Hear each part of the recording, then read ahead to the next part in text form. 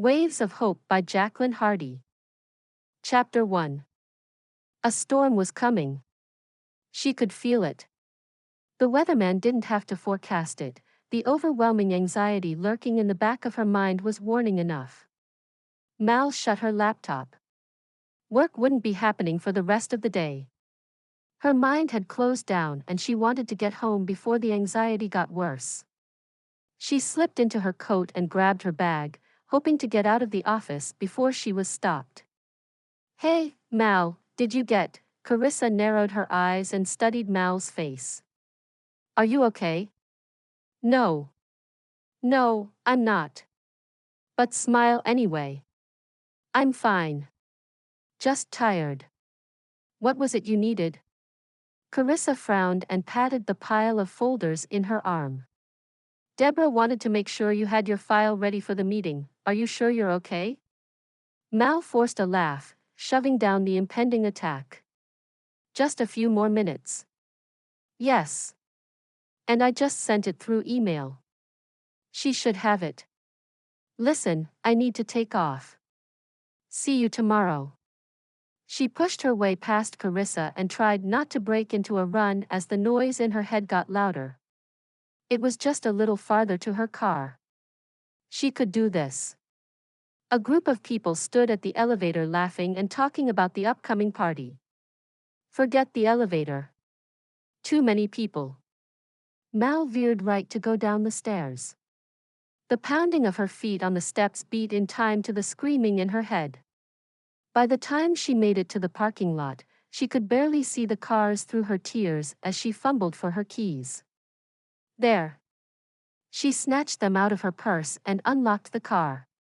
Instead of getting into the front to leave, she climbed into the back seat and curled up into a ball, finally allowing the sobs to escape.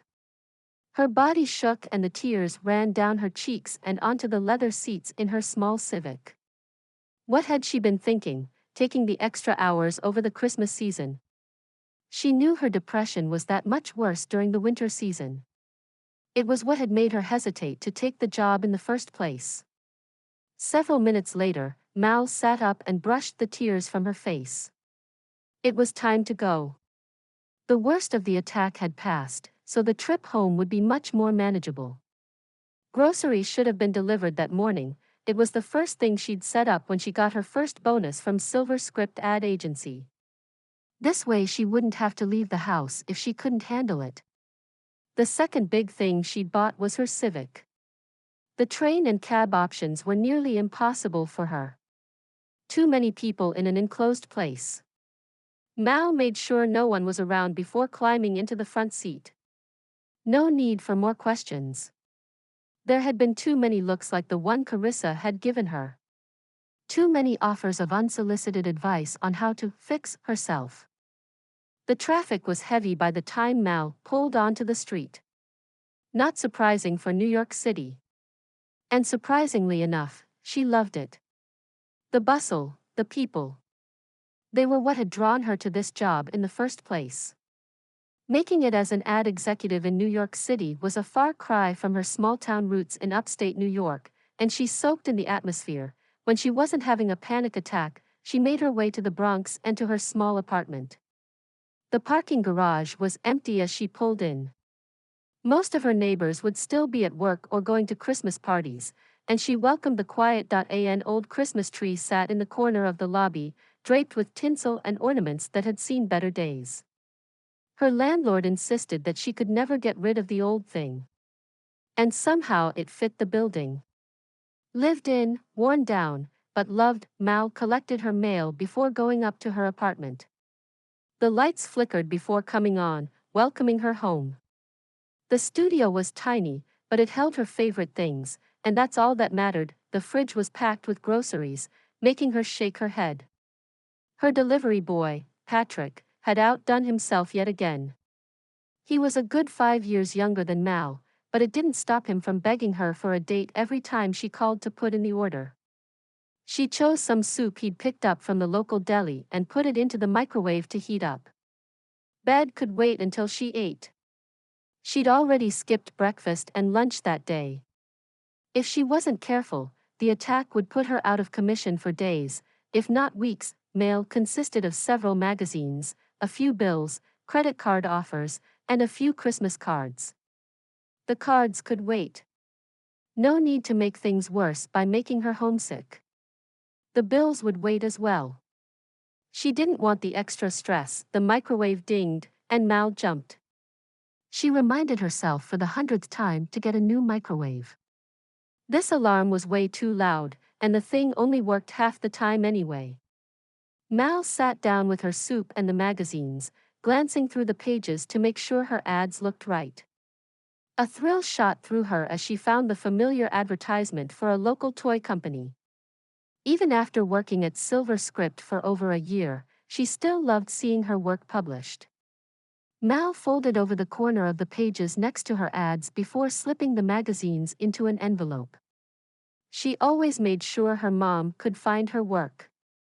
The thought of the excited phone call she'd get a few days from now made Mal smile. There was always the option of taking them with her for Christmas, but these phone calls were part of the whole routine. With dinner done, Mal finally slipped into her bed and allowed herself to let go of everything. She didn't need to care at that point. She just needed to sleep and allow herself to get through this darkness. She used her phone to set a reminder to buy some vitamins, and noticed an email from Deborah. She hesitated. Worrying about work was something she didn't need right then, but maybe after leaving so quickly that day, it would be a good idea to check. With a tap of her finger, the email opened. Mal, I tried to come by your desk with a new assignment, but you'd already left. I hope everything is all right. If you could meet me tomorrow around 10, that would be great. If that's a problem, let me know as soon as possible so I can make other arrangements. Deborah. Mal frowned. Usually the assignments were sent through email, not in person. Red flags went up inside her head, but she pushed them away. She hadn't done anything at work that would get her into trouble, and Deborah seemed to like her. Maybe the client was a little tougher than some of her others. She typed a quick note back to Deborah, telling her things were fine and that the meeting time would work for her. Fine wasn't at all how she'd describe herself, but she didn't need to let anyone else know that. She'd deal with it herself. Mal snuggled down into her bed, trying to ignore the Christmas lights shining through her window. Another addition by the landlord to make the complex more festive. Thoughts of what the meeting could possibly be about worked like counting sheep as she drifted off. Mal stared into the mirror, going through the daily routine of convincing herself that yes, it was okay to go to work, and no, she couldn't just skip it and stay in bed. Especially today. Something was different about this meeting, and while she was still feeling the effects of the snowstorm outside, she was almost excited to go into the office. Even if it meant fleeing shortly after the meeting was over, she slipped her jacket on and picked up her briefcase. She could do this. The halls of the complex were buzzing with other families getting ready to leave for the day. Normally, she would have left an hour earlier to avoid them, but she'd forgotten to set her alarm before going to bed the night before. Mal squared her shoulders and forced a smile as she walked down the hallway, waving at whoever met her eye. This way they wouldn't stop by to check on her. If they worried that something was wrong, they would pry. The air had a bite to it as she made her way to her car. She waited her turn to leave the garage, hoping the heater would warm up in the few blocks to work, but not counting on it. At least the chill helped clear her mind of the fogginess left over from the night before. The Silver Script building was now covered in garland and lights throughout the reception area. Someone had been busy after hours. Mal pushed the button to the elevator and stared at the numbers as she moved up to her floor. There was still another half an hour before the meeting with Deborah, so Mal set her bag down and pulled out her laptop to check on a few things. She smiled when she saw the approval letter for the car commercial she'd worked on. A lot of time had been spent convincing the company that her idea would work, and they'd finally agreed. The Christmas commercials had gone well enough that they'd lengthened the contract with her into the Super Bowl and spring season. Perfect, the beeping of her watch pulled Mal out of her research for the upcoming seasons. She closed her laptop and stood, straightening her jacket, then walked down the line of cubicles and knocked lightly on Deborah's door. She heard a "come in" and turned the doorknob. "Hey, Mal." Deborah grinned. Her auburn hair fell perfectly on her shoulders, and her large wedding ring glinted in the light as she tucked a lock of hair behind her ear. "You're right on time. Come on in." Mal closed the door behind her and sat on a chair in front of Deborah's desk. "I just got the approval email. They want to keep me on." Deborah's eyes lit up. "That's great. I knew you were right for the campaign. Thanks." Mal clasped her hands on her lap to keep from fidgeting. "What did you want to see me about?" Deborah studied her for a moment before leaning forward. "We have a new client that is interested in using us for their company, and I've been trying to decide who to use for the job. Carissa told me that you'd be perfect for it. Insisted, in fact."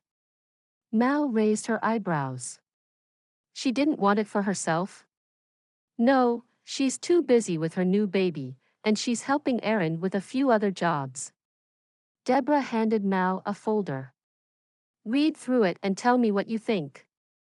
The contract was like most of the others. AMF Sporting Goods focused mostly on the newest and greatest in sports equipment. It was located in California. They insisted on. Mal glanced up from the paper. "They want someone there in person? Why not conference calls?" Deborah shrugged. "It happens. They want you to try out their products, or pictures won't do the item justice."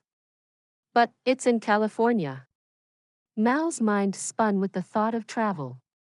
It was so far away from her bed and her car and everything else that had helped her survive. "It is. But think about it, you'd be away from the bitter cold that's hit New York. Beaches, the ocean. What could be more perfect?" Deborah leaned back in her chair. "I'd take it myself if Lance didn't have a fashion show in Paris at the same time. We're talking a quick trip though, right? I go and meet with them and come back?" It was so close to Christmas. Her parents were expecting her. But even as she tried to talk herself out of the job, the thought of sitting on the beach was extremely tempting. Deborah shook her head. "No. They want you there for 2 weeks. Basically, they want you to try out the product, talk over the marketing options, and then decide on whether we're a good fit for their needs. And we want these guys. Their business is growing rapidly, and it could mean a huge jump for us in profits. And that could mean a huge raise for you." A raise would be great. Not that Mal was hurting. Silver Script paid better than any other ad agency, but rent in New York City was expensive. "When would I leave?" "They'd need time to get your reservations, so you'd leave on Friday. That gives us a chance to make sure your other accounts are in order. You'd have to miss the party, though." Deborah frowned. "Wait, they're doing the reservations?" "Yes, it's part of the deal." "Can I tell them you're interested?" Mal studied her hands, trying to decide how she felt about it. Excitement, fear, but mostly curiosity. She loved sports, or had when she was younger, so trying out new products sounded fun. But it was across the country. "Can you give me time to think about it?" "Of course. I just need to know by the end of the day." Deborah smiled. "You'd be great at this, Mal. I know you would. I hope you'll do it." Mal stood. "Thanks. I'll get back to you as soon as possible." The trip back to her cubicle was a blur. And it wasn't because of panic. This contract was new and different, and while she worried about what would happen if she had an attack while she was there, the fact that Deborah had chosen her for this meant she couldn't pass it up. Mal stared at the screen of her laptop, not really seeing the email that was open. Maybe she'd check with someone else to see what they thought. She sent a quick text to her mom first, and got a response only a few seconds later. "That's amazing, honey.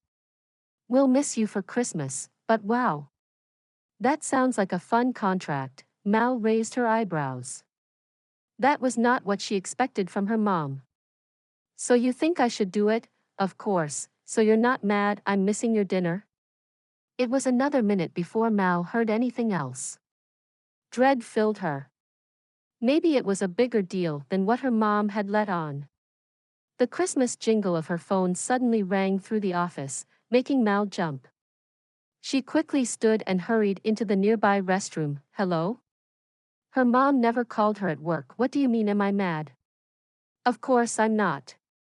Her mom's voice was stern, but it still made Mal feel better just hearing it. Well, it's just, look, her mom interrupted. I know what you're doing, and I need you to stop. Don't talk yourself out of this. Heaven knows you could use a vacation right now. Go, enjoy yourself, do what you need to do, and then you can come and visit us when you get back. Mal took a deep breath and leaned against the bathroom wall. Fine. You're right. I'll miss you. I'll miss you too, sweetie. But please go do this. Knowing you're having a good time in California will make it worth it. Thanks. I'd better go. I'll let you know the details when I get more of them. Sounds good. Love you. Love you too. Mal hung up and slipped the phone into her pocket. Her mom was right as usual. She could do this. But for now, she wanted to get these other accounts looked over and sent to Deborah. She walked back to her cubicle, going over what had to be done on her way. Carissa stood next to Mal's desk. Hey, can we talk? Sure. What's up?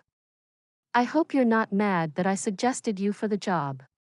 But as soon as I heard that it was in California, I knew you needed to go. Carissa bit her lip. Mal laughed. Am I that pale? I need a new tan. Carissa joined in the laughter but shook her head. I know what you're going through. I see it in your face when you're talking. I have a brother who fights anxiety, and the best thing for him is getting into the sunshine and away from the awful weather here. She paused to take a breath before continuing.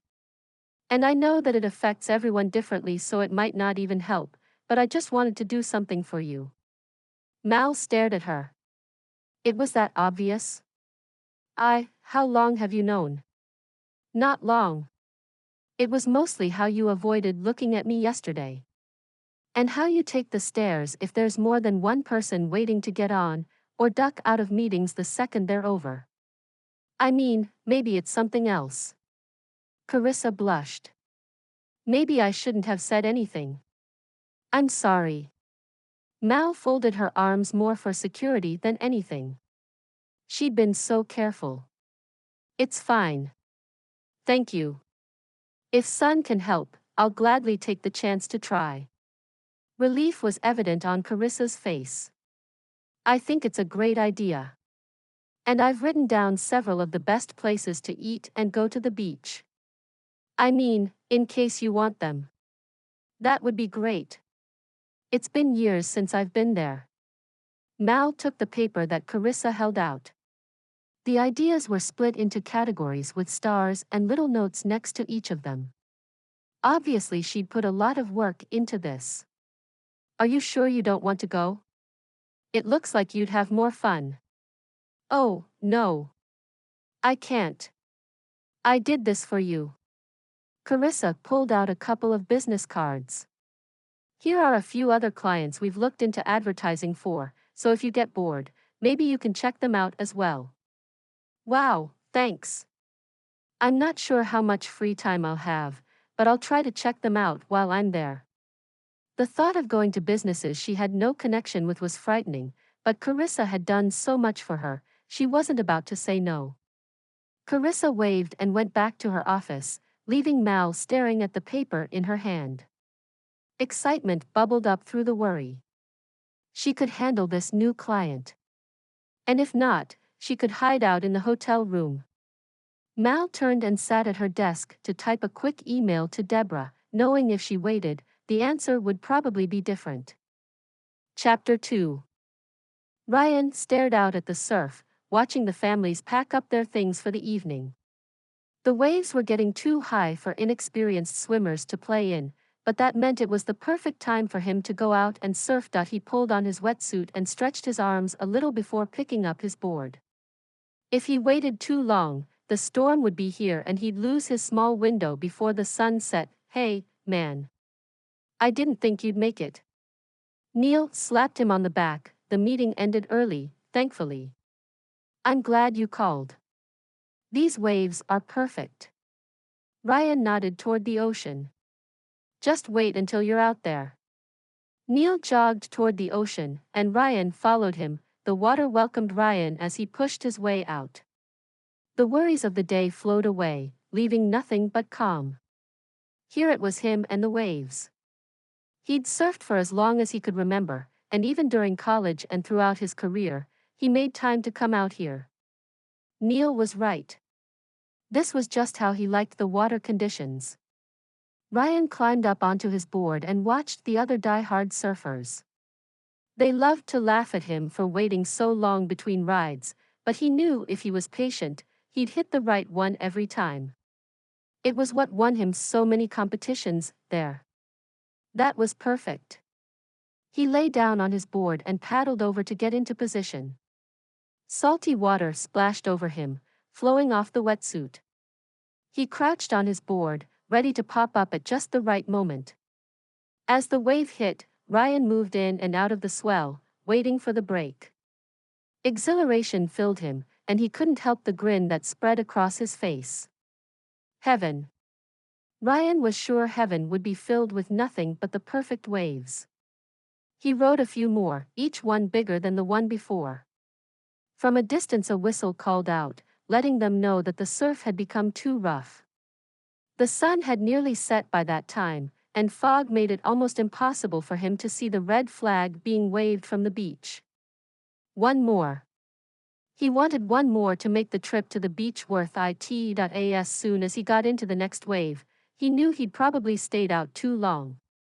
He took it for just a few seconds before it crashed over him, spinning him over and over under the waves, making him dizzy. He waited for it to stop before kicking his way back to the surface. His board was several feet away, being pulled back into the ocean. He swam over to it and climbed on, then paddled his way to the beach. It was nearly deserted by that time. Neil had already changed and stood next to a lifeguard, cutting it close there. Dude. Neil shook his head. Sorry, it was just right there and I had to take it. Ryan grabbed his towel and dried his hair, avoiding the glare from the lifeguard. That was stupid, man. We have the warnings out there for a reason. The lifeguard's tone was harsh, the wind whipped between them, reminding Ryan he needed to get out of there. Sorry. I'll be better next time. Right. That's what you said last time. He glared and stomped back toward the guard station. Neil chuckled and started for the parking lot. You got some good time on that last one. Not really. I didn't have enough control of it. Ryan readjusted his board. How'd you do? Tweaked my shoulder about halfway through. I'll probably take tomorrow off so I'm ready for the competition on Sunday. You're coming, right? Wouldn't miss it. Ryan suddenly stopped and made a face. Wait.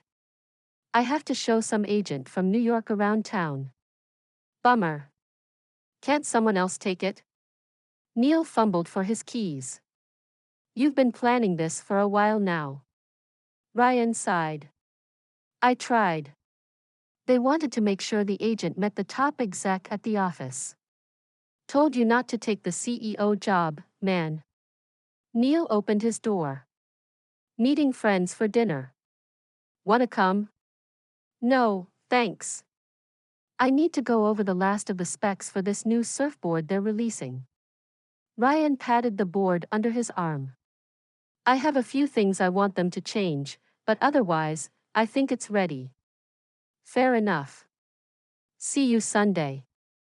Neil climbed in and started up his small Subaru. Ryan waved and jogged to his Volvo V60. He loaded up his board and climbed in just as the rain hit. Large drops splattered on his windshield as he pulled out. The roads were packed with everyone heading home from work, and Ryan flipped through the channels on the radio to find something to make the time go faster. Christmas music was everywhere, asking for a white Christmas. They could keep their snow. He was perfectly happy with the sun and sand, thanks. Although, he would have to get a tree up and decorations hung before his parents arrived. He'd been too busy with this latest prototype to do anything else. An hour later, he finally pulled up his driveway and into the garage. The lights to the house came on, welcoming him home. Now he just had to hope that the oven actually worked this time and cooked his food while he was gone. He'd been convinced to try a smart home, and while it was nice to have the security, there were still bugs in some of the appliances, and the repairman hadn't come by yet. Ryan threw his keys onto the counter and went to take a quick shower before finding something to eat. He had a little work to do on the presentation before he met with the agent from New York. There was a twinge of regret for not going out to dinner with Neil and his friends, but he wanted everything to go well. His company was popular in Southern California, but his plan was to go worldwide, and he figured this was the best place to start. After eating some leftover pizza, he sat at his table and worked while the news played in the background. He adjusted the measurements of the board that he'd thought of while surfing, and then went back through the rest of the presentation. He'd hoped to find out more about the agent coming out so he'd know how to impress them, but there wasn't much on this Mal Wilkins, whoever she was. Ryan just hoped she was up for having some adventures, because he had a whole 2 weeks of outdoor events planned. Ryan straightened his tie and ran his fingers through his hair, hoping he didn't look like he'd just rolled out of bed, which he had. He'd stayed up too late getting everything ready and had to rush out the door before he could even get breakfast. LAX was packed as usual, and he wished he'd insisted on a smaller airport. He held up the sign as the passengers from the New York flight came walking by to get their luggage. A few glanced over to find their ride, but most continued on to the rentals. The crowds began to lessen, and Ryan checked his phone for the details. It was definitely this flight she was supposed to be on. Had she missed it? Maybe. Ryan sighed. This would put a damper on what he'd planned for the day. He flipped through his contacts to find the number he'd been given. Hopefully the agency would know what's going on. Hello? Hey, I'm here at the airport. A young woman walked toward him, shoving her jacket into her bag. Her long blonde curls were disheveled, and her eyes were puffy, but there was still something about her that caught his attention. Hello? The voice on the other end of the line asked. Oh, sorry. Never mind. I think I found her. Ryan hung up before they had a chance to say anything. This had to be her. And if it wasn't, he still wanted to talk to her, and he could deal with the phone call again later. He held up the sign, hoping to catch her attention, but she didn't look up as she pulled out her phone. As she dialed, she looked up and smiled, instantly lighting up the room. She shoved her phone back in her bag and walked over to Ryan with her hand out. Hi, I'm Mal. So sorry to take so long. I had to wait until the crowd was. She cleared her throat. I just need to get my bag. Ryan dropped the sign into the trash next to him and shook Mal's hand. Her skin was silky smooth, and while it trembled with nervousness, he could feel the strength in her grip. Intriguing. Let's get your bag and then I can take you to the hotel to freshen up before your meeting. Thanks. I only have one. Mal gestured toward the baggage claim. Oh, hey, there it is. She strode over and pulled it off the belt, then set it down and pulled out the handle in one fluid motion. Where'd you park? This way. He took the bag from her as he led her toward the parking garage. So how was your flight? Mal yawned. It was long, but nice. You didn't have to get me first class. Ryan laughed. If we're going to have you come all the way across the country, we should treat you well. Thank you. Mal smiled, the dimple in her cheek drawing Ryan in. They waited to cross the street, which gave Ryan a little time to study her. She was young, which meant she had to be fairly new to the advertising world. She was beautiful, but not over the top.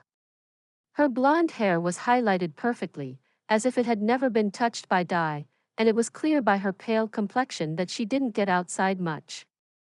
She glanced over at him, and Ryan quickly looked away. So have you been to California before?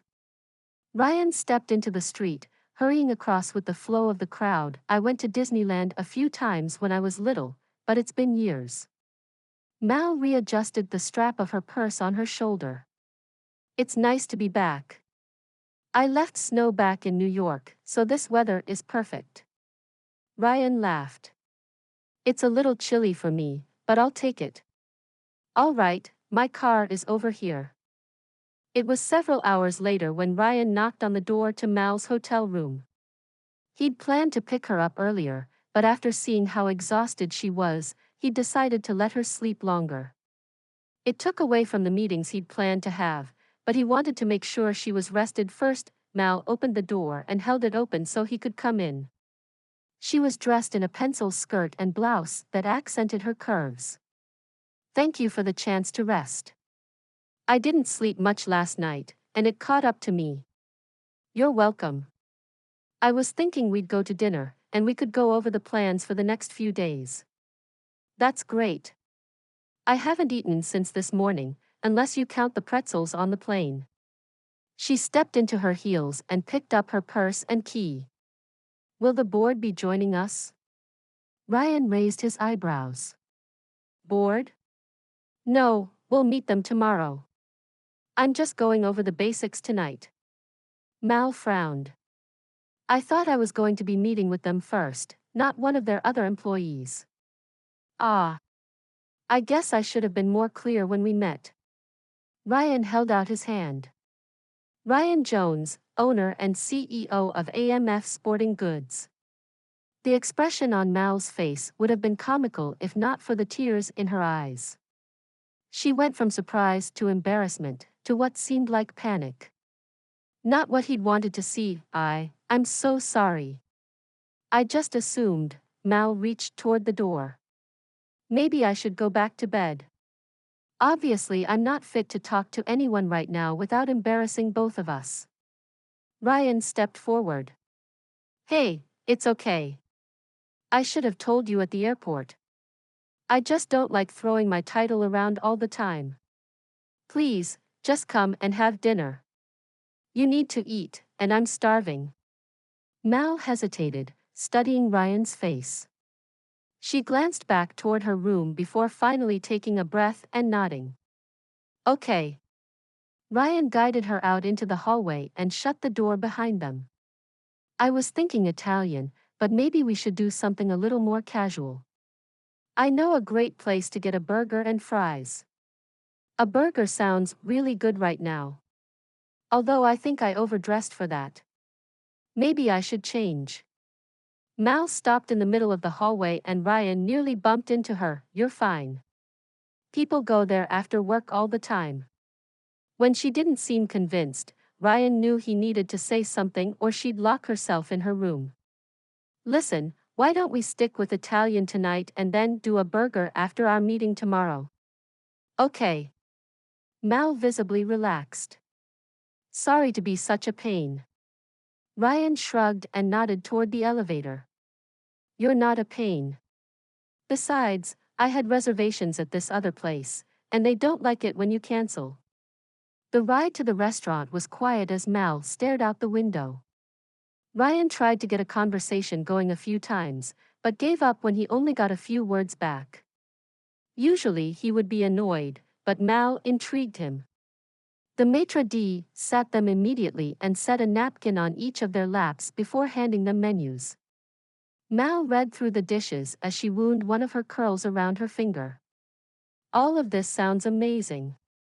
It is. I suggest the carbonara, but the lasagna is really good too. Ryan nodded at the waiter as he came up with a pad and paper in his hand. Hello, my name is Richard, and I'll be your server. Are you ready to order? He glanced between Ryan and Mal. Mal closed her menu. I'd like the carbonara and a peach Italian soda, please. All right. And the carbonara for you as well, sir, the waiter asked Ryan. Ryan nodded. Yes, and can we get some breadsticks as well? Oh, and a Coke for me. Thanks. The waiter wrote down the order and walked away. Ryan turned back to Mal to see her studying him. How often do you eat here? Ryan laughed. At least once a week. I try to branch out, but my board loves this place. Not that I blame them. Plus, the view is breathtaking. He nodded toward the window. You can't see it right now, but the beach is just outside. Wow. In New York, I just see buildings and crowds of people outside. Mal laughed, each has their own beauty, right? Ryan played with a sugar packet. So, I have things planned on my side, but I must admit, I'm not sure what you're going to need to help us advertise. I mean, we've done smaller commercials for the area, but otherwise the product just kinda sells itself. I do most of the work, but you'll provide the ideas that you want to see. I have a few formulas I like to use, but it's nice to try new ideas as well. For yours, I'm thinking we want to do something fresh and exciting since it's a little different from most of what I normally do. Mal's demeanor changed as she went into business mode. She pulled out a notebook from her purse and flipped through it before sliding it over Ryan. That's a list of items we'll need to discuss on top of whatever you want to show me while I'm here. Most of it was pretty straightforward and Ryan already had them put together. Other things like deciding between magazines, TV commercials, and other media was a little more daunting. This is perfect. We can cover most of this throughout the week. Great. My boss is wanting an update in the next few days.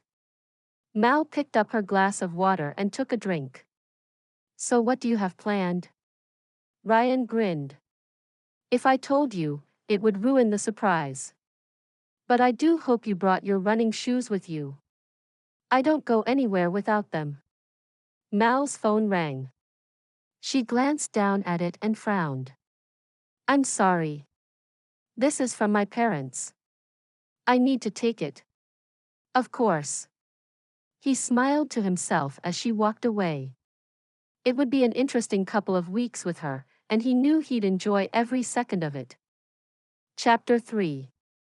Mal ended the call and stared down at her phone. Her mom had just called to see if she was there safely, but the crushing case of homesickness stuck around after they'd said goodbye. Knowing they were putting up the lights and Christmas tree without her made her lonelier than ever. Maybe coming here this week was a bad idea. She should have let someone else take the contract, not that anything could be done now, the tickets and room had been paid for. And Ryan sat out there waiting for her. He'd been nothing but sweet since she'd met him, and while she usually avoided anything that involved new people, he was still a client. A handsome, sweet client who took her breath away every time he smiled. His sun-bleached hair, blue eyes, and tanned skin seemed to say surfer boy more than businessman. She shook her head and forced herself to relax. It was a simple business dinner. She'd had plenty. Not so far away from her home, but they'd still happened. She checked her hair and smoothed her outfit before going back to the table. Bread and their salads had been served while she was gone, but Ryan hadn't touched his. He stood when she walked up and waited for her to sit before sinking back into his chair. Is everything okay? He asked, concern etched on his face. Yes, it's fine. My mom just wanted to talk. She laid her napkin on her lap. This looks fantastic. I didn't realize how hungry I am until just now. Ryan laughed. That tends to happen here. They've won several awards. I can see why. Mal took a bite of her pasta, and the flavors burst in her mouth. She closed her eyes to savor the taste. When she opened them, she caught Ryan's amused expression. Sorry. It's just that good. I've experienced that many times myself. He took his own bite. Yep, just as good as I remember it. They talked between bites, and Mal could feel herself relax. The homesickness was still there, but Ryan's easygoing personality was contagious, and for the first time in as long as she could remember, she didn't have the underlying anxiety threatening to take over at any time. The restaurant began to empty out as other customers left, and the waiters began cleaning up for the night. Mal glanced down at her phone and was surprised to see that 2 hours had passed since they'd arrived. Wow. I think we'd better leave before the waiters kick us out. Mal folded her napkin and set it on the table. Ryan brushed away her concern. They're used to me staying here this late. But we should go. You're probably exhausted, and we have meetings in the morning. Then, if you're up to it, there's a surf competition in the afternoon. Mal pretended to consider. I guess I could handle sitting out on the beach for a few hours. Great. You can see our newest surfboard design, used by yours truly. Ryan grinned as he raised his hand to call for the check. Wait, you're competing? Mal's eyebrows raised. She figured he'd be sitting with her. Yes, it's for a charity my friend runs. I entered before I knew about this meeting. But if it doesn't work for you, I can cancel. I already told my friend it might not happen. Ryan's smile was betrayed by the obvious disappointment in his eyes. Mal shook her head. Don't cancel because of me. Besides, if you're okay with it, I could get some footage of you surfing in case we want to use it for the commercial. Sure. As long as you get my good side. Ryan laughed and signed the receipt with that smile and eyes that danced every time he laughed. Mal wasn't sure he had a bad side. Of course. She put on her sweater and pushed her chair back so they could leave the restaurant. She suppressed a smile as Ryan waved at several of the employees. Even the diner she ate at across the street from Silver Script didn't know her this well, and she went every few days. As they drove toward her hotel, Mal watched the buildings pass by, amazed at the difference between here and New York. There were tall buildings and lots of traffic, but it just felt different. They pulled up to Mal's hotel and Ryan turned to her. I'll be by to pick you up around 8:30 if that works for you. That's perfect. Mal opened her door. Thanks for dinner. And for everything else. I'll see you tomorrow. Ryan waved and waited for her to walk into the hotel before driving away. Mal nodded toward the door attendants and went to the elevator to go up to her room. It was on the top floor and it was enormous. She walked inside and set her purse down before slipping off her shoes and dropping onto one of the couches. Her entire family could live comfortably in this suite. She couldn't imagine what Ryan's company paid for it. There was a robe and slippers for her in the closet, and all of the counters were a deep green marble. It was a far cry from the small apartment she lived in back in New York. She flipped on the TV to watch the news, but her mind kept drifting back to that evening. It was the longest she'd spent with anyone for months, but there was no sign of the usual panic attack that came after. She shook her head. It was probably just because she was too full from dinner and exhausted from the flight that it hadn't hit yet. The fact that Ryan was extremely good-looking and super sweet may have also had something to do with it as well. Whatever it was, for the first time she took the job, she was excited for the prospect of being here for the next 2 weeks. Mal tapped her pen nervously as she waited for the board to go through her ideas. She'd already read over their plans and wheels were spinning in her head. She was glad she brought her camera with her. They'd be taking her mountain biking, surfing, and playing several other sports to show off their merchandise, and she wanted to get as much on film as possible. Ryan glanced up at her and winked before turning to the others. All right. Does anyone have any questions? There was a flutter in Mal's stomach at his look, but she pushed it away. This was business and there wasn't time for anything else. This budget doesn't have much allotted to filming.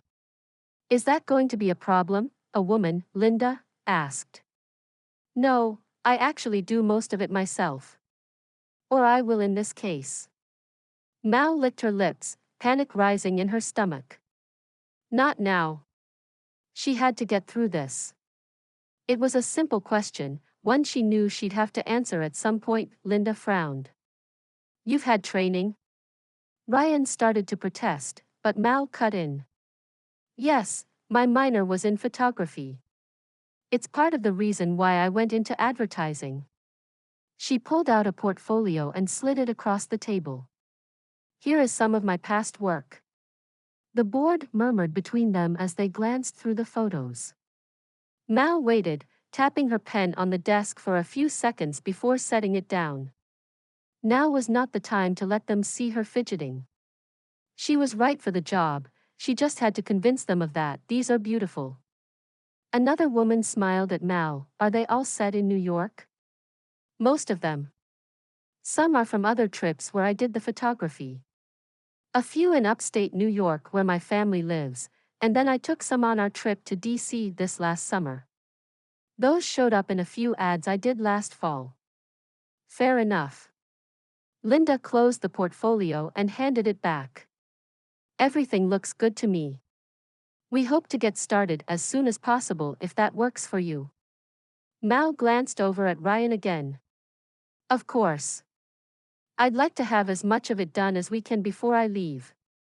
Ryan stood, followed by the rest of the board. Thank you for your time.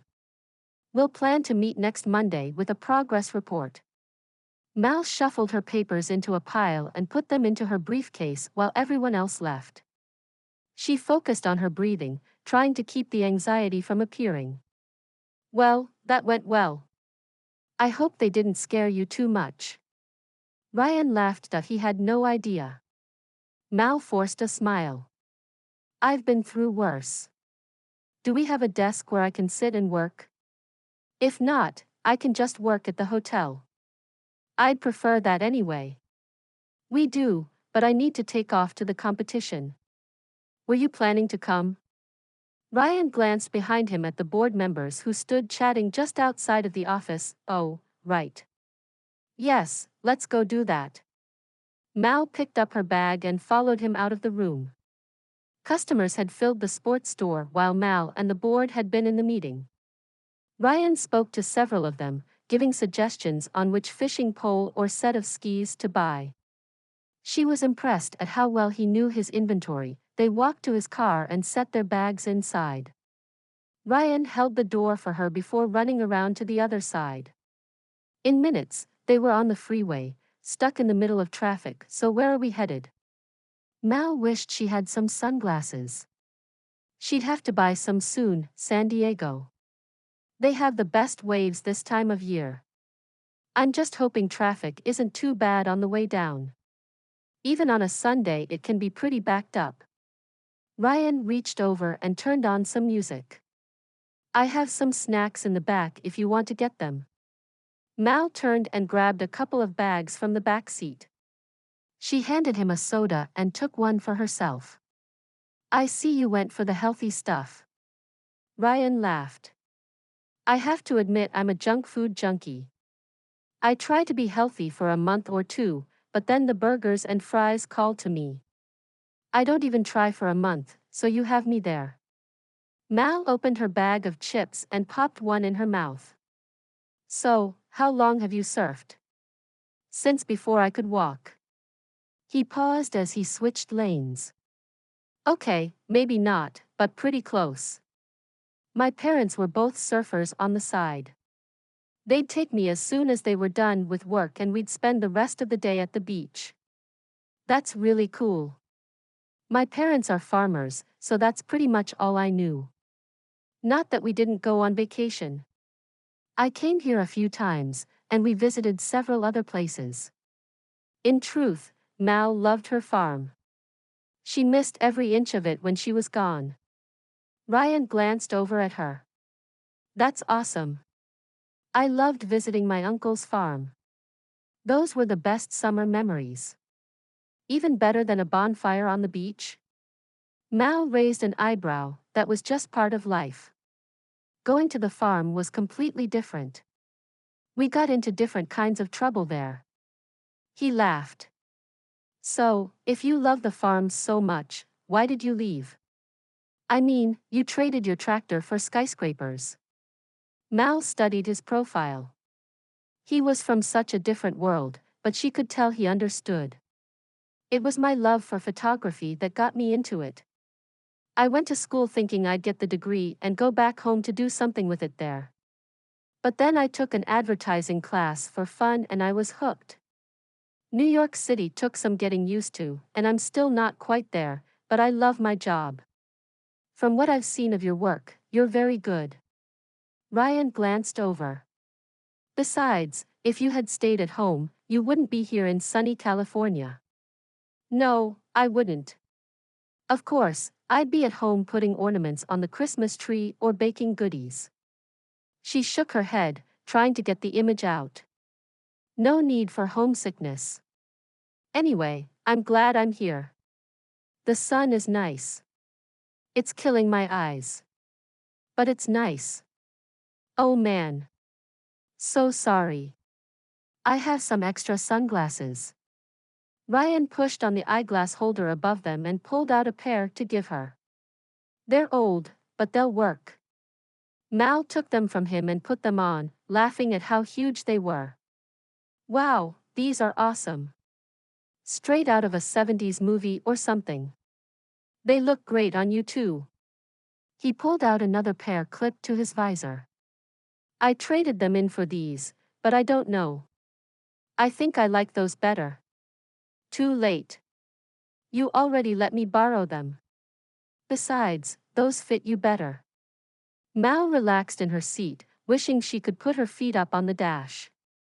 Her mom had always gotten after her for doing it, but it helped to roll up into a ball when her brothers and sisters were too noisy in the back. The drive took a couple of hours, but they finally reached San Diego. As they got closer to the beach, the roads became more crowded, and they had to park up in the neighborhoods and walk down. The competition was well underway when they got there. Mal took the umbrella and chairs to find a spot on the beach while Ryan ran over to register. It took her a bit to get the umbrella set up and into the sand, but with the cool wind blowing, she wasn't sure she wanted to sit under it anyway. The energy was high as spectators watched and cheered for their favorite surfers. Mal wasn't sure about who anyone was, so she pulled out her camera to make sure everything was set for when Ryan went out. She took a few photos, adjusting the settings until she had them right. She might not use any of the photos from that day, but taking them would give her something to focus on instead of the fact that she was alone in a crowd of people.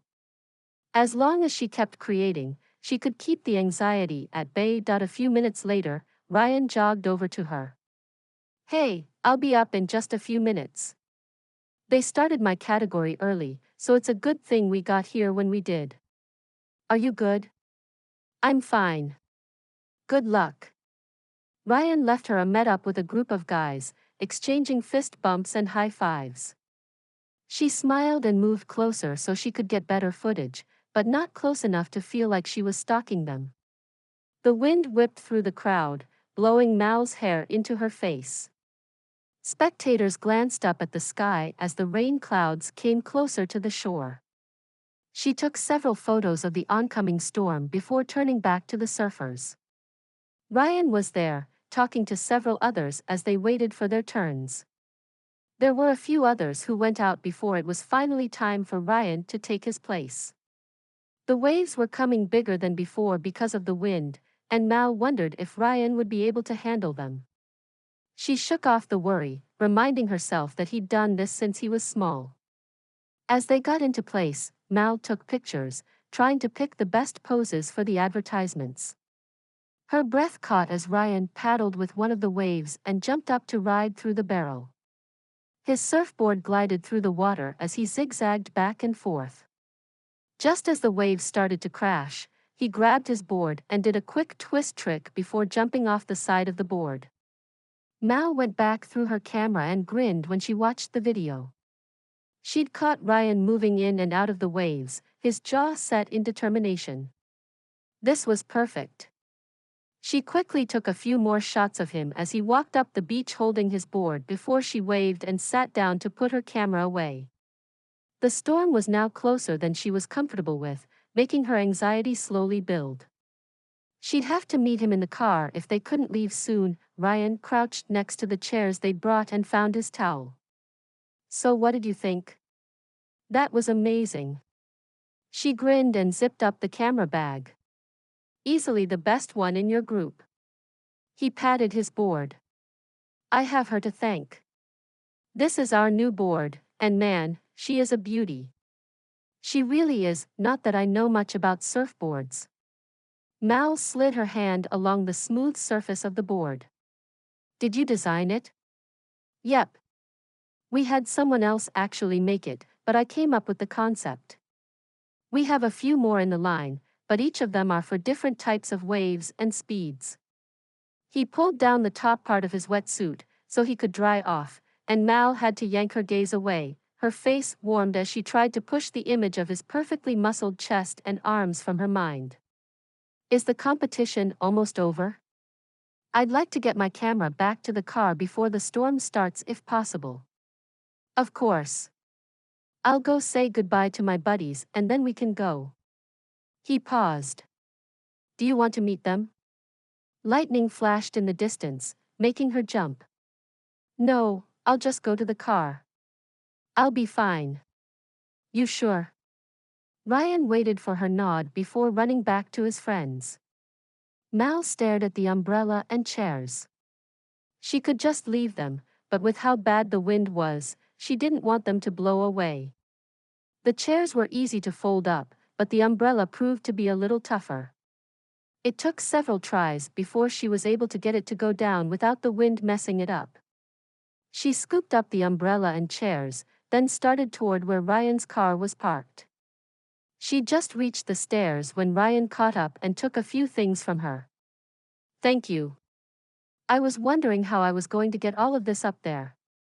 Sorry. I just had to make sure I wasn't in another heat. Ryan glanced back at the beach then headed up the stairs. You didn't have to take all this stuff. I could have done it. I didn't want it to get ruined. Mal turned. Do you need to stay? I can just wait in the car. No, they're calling it. The lightning is getting too close.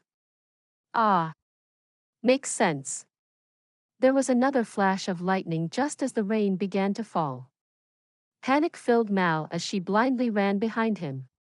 She should have left as soon as he was done competing. Ryan quickly opened her door and took the chairs from her so she could slip in, and then shoved everything else into the back of the car. While she waited for him to climb in, she checked the camera bag to make sure her camera hadn't gotten wet. While the outside was pretty soaked, everything inside was okay. She breathed a sigh of relief and put on her seatbelt. The car was silent as they made their way back onto I-5 toward Los Angeles. Mal shivered from the rain that had drenched her shirt.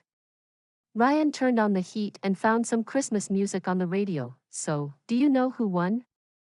Or will they wait and finish this later? Mal clamped her jaw down, trying to keep her teeth from chattering. Ryan reached back into the back seat and rummaged around before setting a jacket on Mal's lap. Not me. I missed a couple of runs, so while I scored nearly perfect, I only had the one run to count. I was impressed. You put in that last trick that the others didn't. Mal pulled on the jacket like a blanket, welcoming the warmth. How'd your friend do? Ryan made a face. He didn't place, which makes me wonder what happened. I wish I'd seen his other runs. The last one was flawless. Mal found a ponytail holder in her purse and pulled her wet hair back into a ponytail. I won't even pretend like I know how the judging goes, but I was impressed with what I saw out there today. The competition is pretty fierce, so most of the points are probably within the hundredths from each other. Ryan pulled 2 bags of chips out of the sack between them and handed one to Mal. Want to stop for dinner here or wait till we get back to Costa Mesa? These work for now. I'd like to get back to the hotel to change. Mal shivered again even with the jacket Ryan had given her draped over her legs, of course. I'm sorry. I should have thought of that. He adjusted the heater in the car and pulled onto the freeway. Hopefully the traffic won't be too bad. Mal settled into her seat and opened her chips. That's something I can also handle. I learned to listen to audiobooks to keep my mind occupied while sitting in my car. I do when I have a book I'm dying to read, but I live close enough to work that I don't usually have enough time to get into the story. We can listen now. Do you have a good book on your phone? Mal pulled hers out and pulled up the app with all of her audiobooks. Not really. Most of mine are business-oriented. My parents or the board send them. I think they like to remind me that I'm the CEO. He laughed. What do you have? Mal flipped through the books. I have a little of everything. Romance, fantasy, sci-fi, thrillers, you name it. Ryan lifted an eyebrow. That's quite the collection. I listen to whatever I'm in the mood for. Like right now, I'd probably go for thriller or fantasy because of the weather. Sounds good. I'll let you pick. He reached over and turned on the Bluetooth while Mal searched through her books. She finally settled on a fantasy book and made sure her phone was synced to the car before pressing play. The volume was low, so she reached over to adjust it on the stereo, just as Ryan moved to do the same thing. Their hands brushed, sending a thrill up Mal's arm. Mal quickly pulled away, her face burning. This was his car, she should have let him do it. Sorry. Ryan smiled, but she could see that he'd blushed as well. Had he felt the same tingle that she had? Mal shoved the thought away. As much as she enjoyed being with him, she was here for business, and there was no time for anything else. Even thought she was highly aware that their hands were still only inches from each other. She clenched her fist and put it on her lap, a ball of nerves settling in her stomach. The narrator's voice from the audiobook washed over her, and while she usually loved this series, she couldn't get into the story. After several minutes, Mal noticed Ryan glancing over at her. What's wrong? Do you hate the book? I can change it. Mal scrambled for her phone. No, it's fine. I just asked you if you'd read her other series, and you didn't answer. Ryan changed lanes and sped up. Mal looked at him in surprise. You know her? Of course. I grew up reading her. I only switched to the boring stuff recently. His face lit up as he spoke. The way she could write her dragons was unbelievable. I always wanted to fly on one. You're not the only one. Mal smiled to herself as she stared out at the storm. If Ryan loved dragons, she couldn't wait to learn more about him. Mal stared down at the enormous pile of fries sitting in front of her. Ryan hadn't been kidding when he'd said the servings were large, but by the time they'd gotten to the hotel and back to the burger place, she was sure she could eat every last fry on her plate. If you really want to be daring, you should try the peppers to go along with the sauce. Ryan held one up. No, thanks.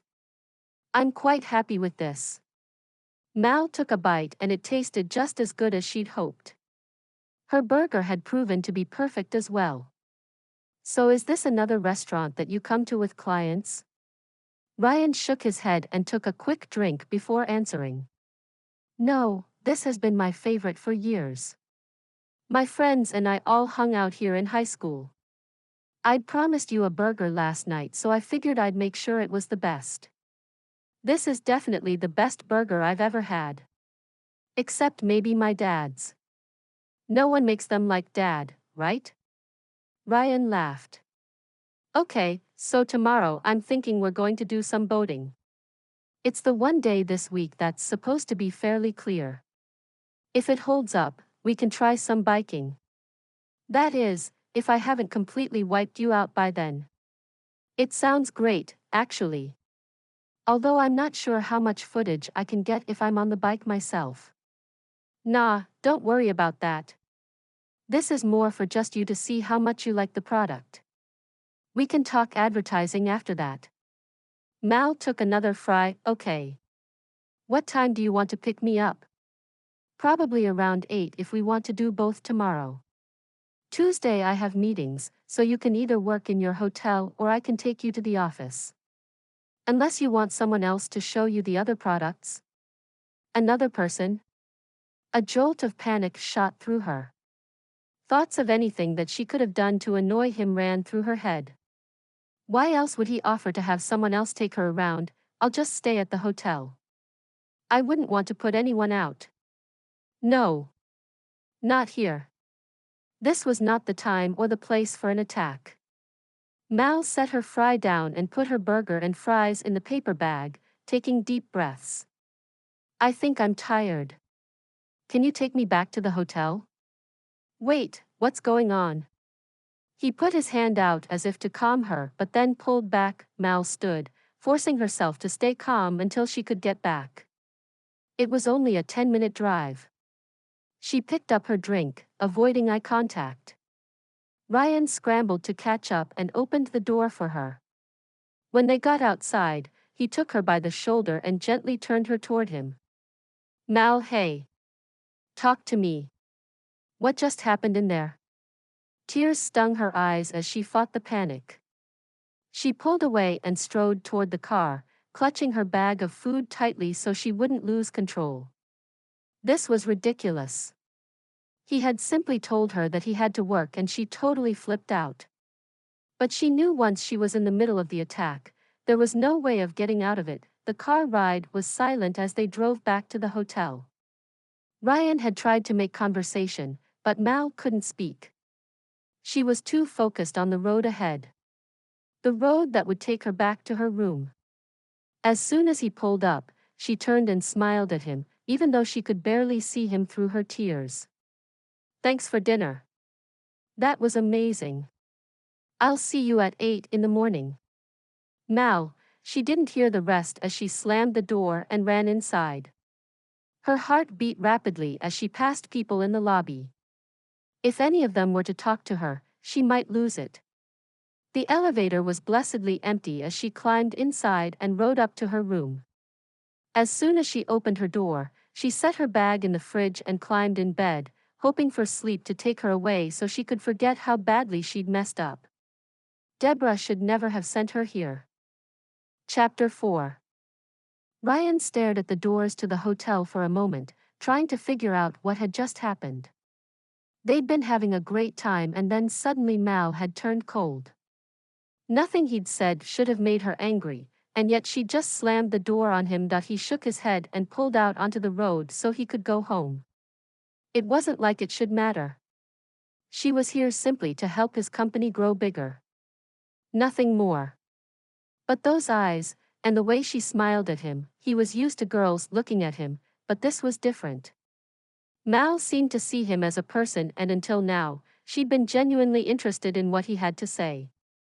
Or at least that's what he'd thought. The rain had tapered off by the time Ryan pulled into his driveway.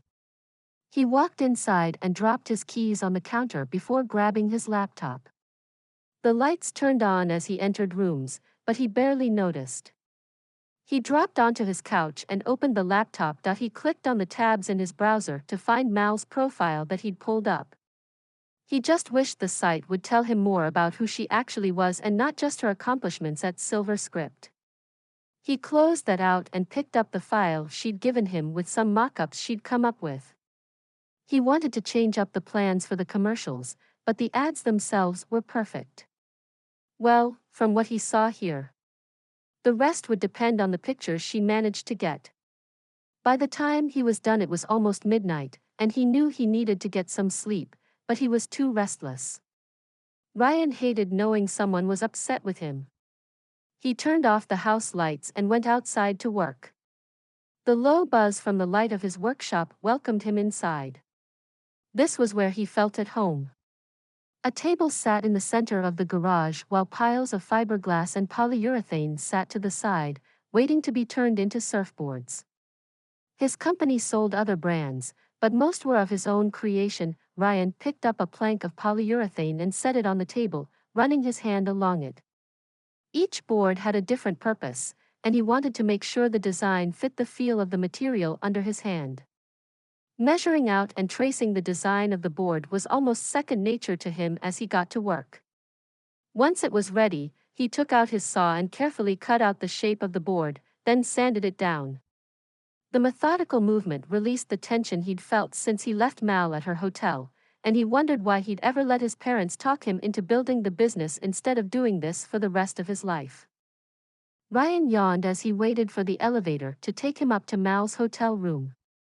He hadn't gone to bed until almost 3 in the morning, but it had been worth it. The surfboard was shaping up to be one of his better ones, even though he'd switched the shape a little from what he'd planned. A tray sat outside Mal's hotel room when he walked up to the door and knocked. It was several seconds before Mal finally opened the door, dressed in a pair of leggings, a tank top, and running shoes. She had her jacket over her arm, with her camera bag in her hand. "Hey, sorry. I was just getting the rest of my stuff." She smiled and closed the door behind her. "It's fine." Ryan followed her down the hallway toward the elevator, having no clue what to think. He'd fully expected her to cancel or be distant when he knocked on her door, but she acted as if the whole thing the night before hadn't even happened. They walked to his car and he opened the trunk so she could put her bag in the back. Ryan climbed in and fastened his belt. "Ready for some boating?" "For sure. I had fun watching everyone else out in the water yesterday, but I have to admit I was a little jealous." Ryan looked over at her in surprise. "You wanted to surf? I could have taught you." She shrugged. "Maybe not surf, but I wanted to go into the water." "It's fine though." It was pretty chilly. It really was. "But hey, if you want to learn to surf, we can do that instead of boating." He switched lanes and pulled onto the freeway. Why hadn't he thought of planning some surfing into their week? It would have been easier to show her the different types of boards that way. "I'm good with boating for now. We'll see if there are any good days after this." Her hands were clasped tightly in her lap, even though she continued to smile. Ryan pulled into Newport Beach and found a place to park. He spotted Neil down the row of cars and waved at him. "Our boats are over here. I hope you don't mind that Neil is coming along with some friends. I figured it was the easiest way to show off a few of our models at once." "Sounds great." She adjusted the bag on her shoulder as Neil unloaded the truck. "These are all from your store?" "Yep. I figured I'd let you choose which one we do. We have kayaks, canoes, pedal boats, and paddle boards. A few of them are my designs, while others are different brands carried by the store." Ryan felt a surge of pride as Mal circled the boats, obviously impressed. He'd wanted to take her to the store to pick one out, but had decided sometime during the night that this was the best way to show her each of them. Thankfully, Neil was free to bring them. Mal glanced over at him. "Which ones did you design?" "I usually work with surfboards, but I do paddle boards and canoes sometimes to change things up." He nudged the paddle board with his foot. "This one is new this last year." "How do you use it?" "You just stand on it and push yourself forward." "Want to try?" Mal glanced at the other boats again before nodding. "I've been in a few of the others before, but this one sounds awesome." "Good choice." Neil pulled down another paddle boat before his friends took the other boats down to the water. "You sure you're okay with them using your inventory?" "I'm not sure I'd trust them. It'll be fine. They have to pay for any damage they cause." Ryan laughed and picked up the boards that he and Mal would be using. "Mal, can you take the paddles?" "Oh. Yes." She picked them up and they walked down to the water. Once they'd set everything down, she stood next to the paddle boats. "Okay, so how does this work?" Ryan lined up the two boats next to each other and set the poles next to them. "First, we'll practice right here. You're going to start on your knees until you have your balance, and then you'll slowly stand up. Like this." He demonstrated, holding the pole in front of him for balance. Mal took her pole and practiced like he'd shown her, moving slowly. "Like this?" "Perfect. Except you'll want to move back on the board." He took her by the shoulders and helped her stand where she was supposed to be. Her skin felt cool and smooth under his hands and he quickly pulled away. "Business." This was business. Her cheeks were pink as she gripped the pole. Will it be hard to keep my balance? These are wider than surfboards, so you should be fine. All right. Are you ready? She nodded. As ready as I can be. They took their boards into the water and climbed onto them, paddling out until they were away from the sand. Ryan stood first, then held out a hand to grab Mal if she fell. They went slowly until she was sure she had her footing, and then moved a little faster. After they'd gotten farther from the shore, Ryan slowly sat on his board. Okay, are you ready for a show? Mal glanced behind her before doing the same as Ryan had. What do you mean? Ryan nodded toward a spot to their left. Figured you'd want to see the boats in action. One by one, the boats went past while Ryan explained what each boat was good for and a few other details. She would ask questions and he answered them before they brought the next one. Neil circled around them in his paddle boat before saluting and paddling away. Mal laughed, the sound sending a thrill through Ryan. So what do you think? Should we go biking, or do you want to try your hand at surfing first?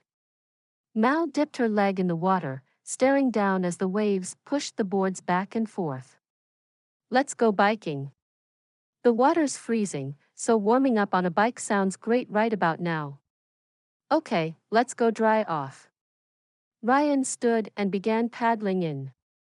I realized while we were out here that having you see all the boats in the middle of the ocean didn't give you much of a chance to take notes. Is that going to be a problem? No, I got what I needed. Pictures would have been nice, but it's fine. Besides, this was a lot more fun than just walking through the store and looking at them. And if we were in the store, I couldn't do this. She suddenly turned her paddle and splashed Ryan with it, grinning, hey. Ryan laughed and returned the splash with one of his own. Mal shrieked as the water hit her, but then hit him back. What had been a peaceful ride back to shore turned into an all-out water fight. It went for a few more minutes before Mal lost her balance. Ryan reached out to grab her and she held on, pulling him down into the water with her. Ryan didn't have time to catch his breath before he went under and managed to get a mouthful of salty water as he tried to get his footing on the ground.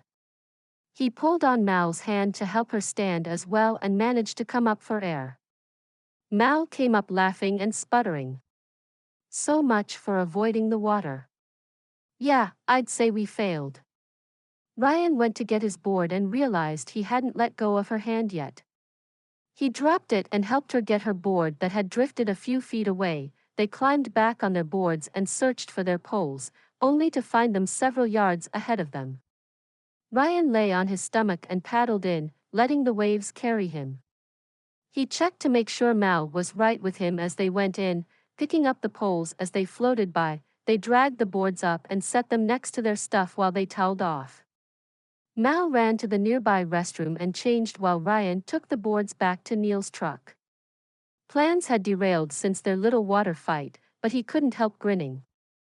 He would easily forget the feel of her hand in his, and he longed to hold it again. When he went back to the beach, he found Mal writing something in the notebook she carried. He sat next to her in the sand, quiet so he wouldn't interrupt her thoughts. She finally looked up and stretched.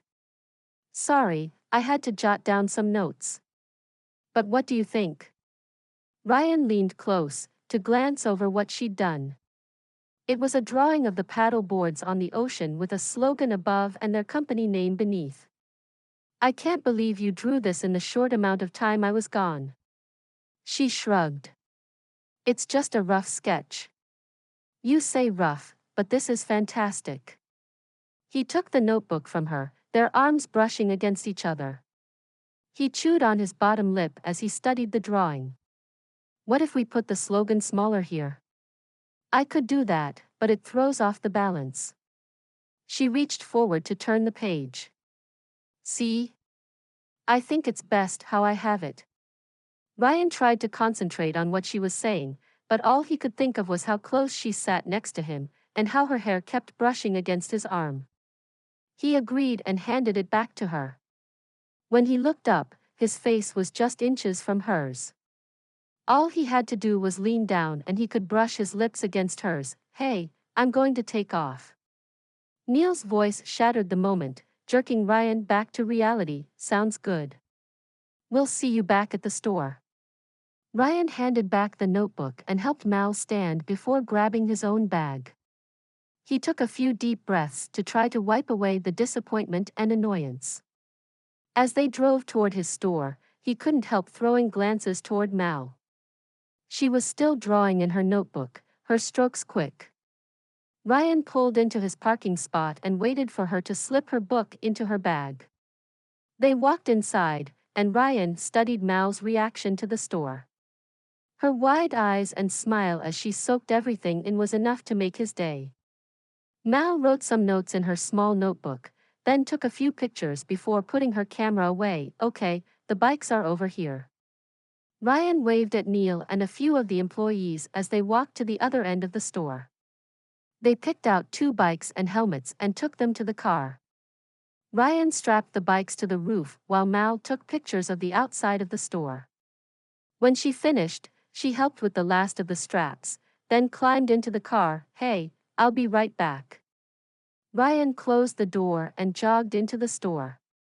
He'd left a basket of food in the small fridge in his office and he'd almost forgotten it. Sorry about that. Figured we'd want lunch after our ride. Perfect. Mal pushed a button on her phone before setting it in her lap. She leaned back in her seat and closed her eyes with a slight frown. Everything okay? Yeah. Mal sighed. My mom just sent a couple of pictures of my nieces and nephews. I just miss being there for Christmas. Ryan stayed silent for a moment. I don't think we have a lot left to go over. Maybe after all the meetings tomorrow, we can finalize things so you can go home early. Surprise your family. I mean, if you want to, that is. Mal's face lit up. Are you sure? I was supposed to be here for 2 weeks, and it's only been a few days. I know. But it's Christmas. Most of my employees in the office will be gone, and we're closing early for the holidays so those employees can be at home as well. It's not really fair to make you stay. It was part of the contract. I mean, I'd love to go home, but there's still a lot of work to be done. Commercials to shoot, ads to run, etc. Ryan laughed. And all of those things will still be there when Christmas is over. We'll just play it by ear. Mal bit her lip and finally nodded. Okay. Thank you. I just hate to see a contract not finished when it's supposed to be. We'll make it work. Ryan pulled into the park. Now, let's forget all of that and go for a ride. Sounds good to me. Mal climbed out and put on her helmet. I have to say, though, I'm thrilled that I'm here in the sun instead of standing in the 6 inches of snow that just fell at my parents' house. Ouch. I'll take the beach, thanks. Although, I have to admit I'd like to see what the big deal is about having a white Christmas. Mal pulled her bike down from the top of the car and set it down before answering. It's not something I even thought about until this year. It's just how it's supposed to be. But now I'm here among the palm trees, and I'm wondering the same thing. Ryan grinned. Intoxicating, isn't it? Yep. Mal climbed onto her bike and gripped her handlebars. Okay, where are we going? I have it all mapped out. Just enjoy the view. The path he'd chosen was a scenic route through Costa Mesa. The weather was supposed to be unpredictable for the rest of the day, and he didn't want to get stuck up in the mountains if it started to rain. Mal kept up with him easily as they took the hills around the park. The point of the ride was to show off the bikes, but Ryan also had to make sure there wasn't too much wear on them by going through rocky terrain. He could trade out the tires, but ordering a whole new bike was out of the question. Ryan pointed out a few of his favorite spots on the trail, but otherwise they continued on until they came to a pond in the middle of the park where they'd started. He took off his helmet. I figured this would be a great place for lunch. It's beautiful. Mal wiped her hand across her forehead. You can stay here while I run back to get the food if you'd like. I'll come with you. I want to get my camera. Mal tore her eyes away from the pond to look up at him. Ryan ached to run his finger along her cheek. Even with her hair curling around her forehead from sweat, he was still attracted to her. He turned away and pushed his bike toward the car. Okay, you're not nearly as tired as I thought you'd be after that ride. Do you bike often? I used to go biking every day before I left for college. Sadly, all I see when I bike now is my living room wall. It helps, she shook her head. Anyway, I try to stay in shape since I'm at a desk all day every day. Ryan didn't ask what she'd wanted to say. He'd already pushed too hard the night before and he was enjoying the time with her too much. They strapped their bikes to the top of the car, and he grabbed the lunch and a blanket while she got her camera from the front. They laid the blanket out by the pond and set out the simple lunch he'd made that morning. It definitely felt more like a date than a business lunch, but he hoped she wouldn't care too much. Sorry, it's not much. My sandwich making skills leave much to be desired. Ryan handed Mal one sandwich and opened his. This looks really good, actually. I'm starving. She took a bite and closed her eyes in pleasure. Ryan laughed. You like it? So much. What is that sauce? Mal took a napkin from the basket to wipe her mouth. I can't tell you. Family secret. He grinned and took a bite of his own sandwich. Ah, I get it. Well, whatever it is, this sandwich is on my list of top 5 favorite sandwiches. Ryan raised his eyebrows. You have a top 5 list of sandwiches? Doesn't everyone? Mal took another bite, staring out at the water. Sure they do. Ryan laughed. He pulled out a brownie and a bag of chips for each of them.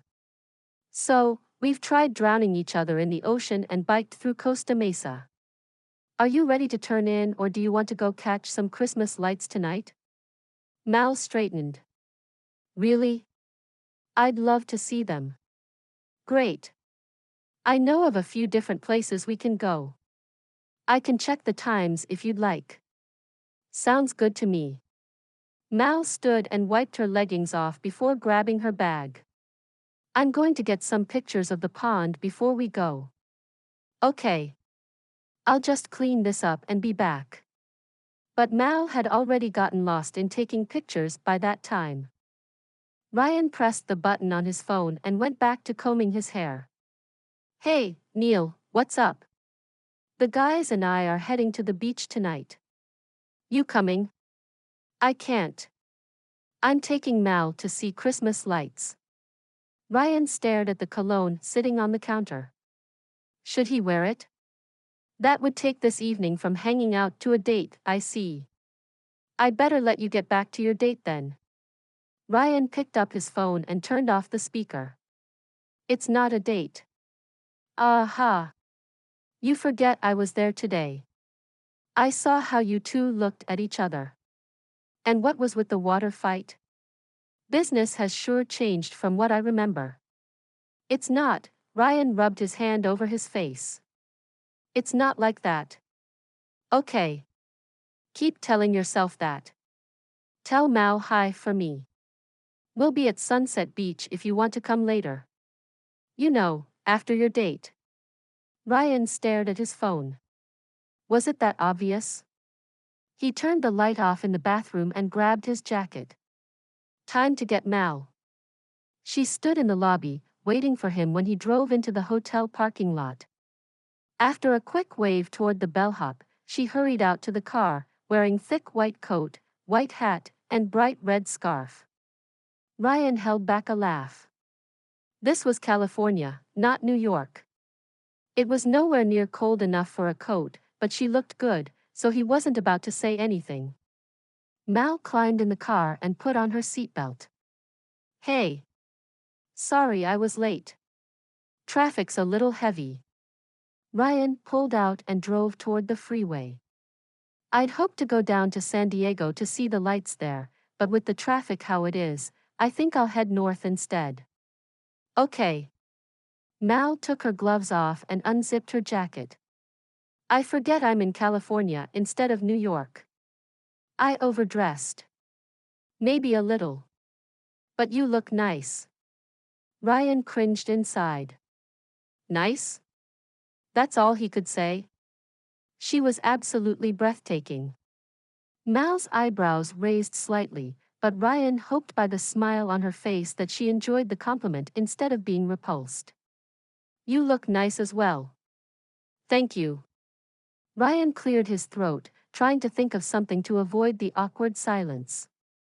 It's going to take at least half an hour to get to where we're going if you want to turn your book on again. Mal took out her phone. You liked it that much, huh? We ended during a battle last time, so I want to know what happened next. He reached over to turn the volume up just as she reached to change the settings for the audio. This time instead of pulling away, he allowed his hand to linger, hoping she wouldn't mind. Her thumb brushed his before dropping back to her phone to start the audio. As the narration began over the speakers, she rested her hand on the center console next to his. While he didn't take her hand, he readjusted his arm so that they touched. It wasn't much, but it was enough to give him a little hope that something more might come from their budding relationship. Chapter 5. Mal couldn't help but glance down at her hand, so close to Ryan's. What was she thinking? She'd come here for business, not for some fling with the owner of the company. Except that it wasn't a fling. These last few days had brought a contentment that she hadn't felt for too long. True, most of it was the exercise she'd had, and having the chance to relax at the beach, but it was more than that. Ryan moved to turn the volume down. As his hand brushed hers, she felt a rush of excitement shoot through her body, making her giddy. Just the slightest touch of his hand. She should have pulled away, but she couldn't. She'd already hurt his feelings a few times over the last couple of days, and moving her hand would tell him she wasn't interested. See that building over there? We just opened that store a few months back. It's doing pretty well.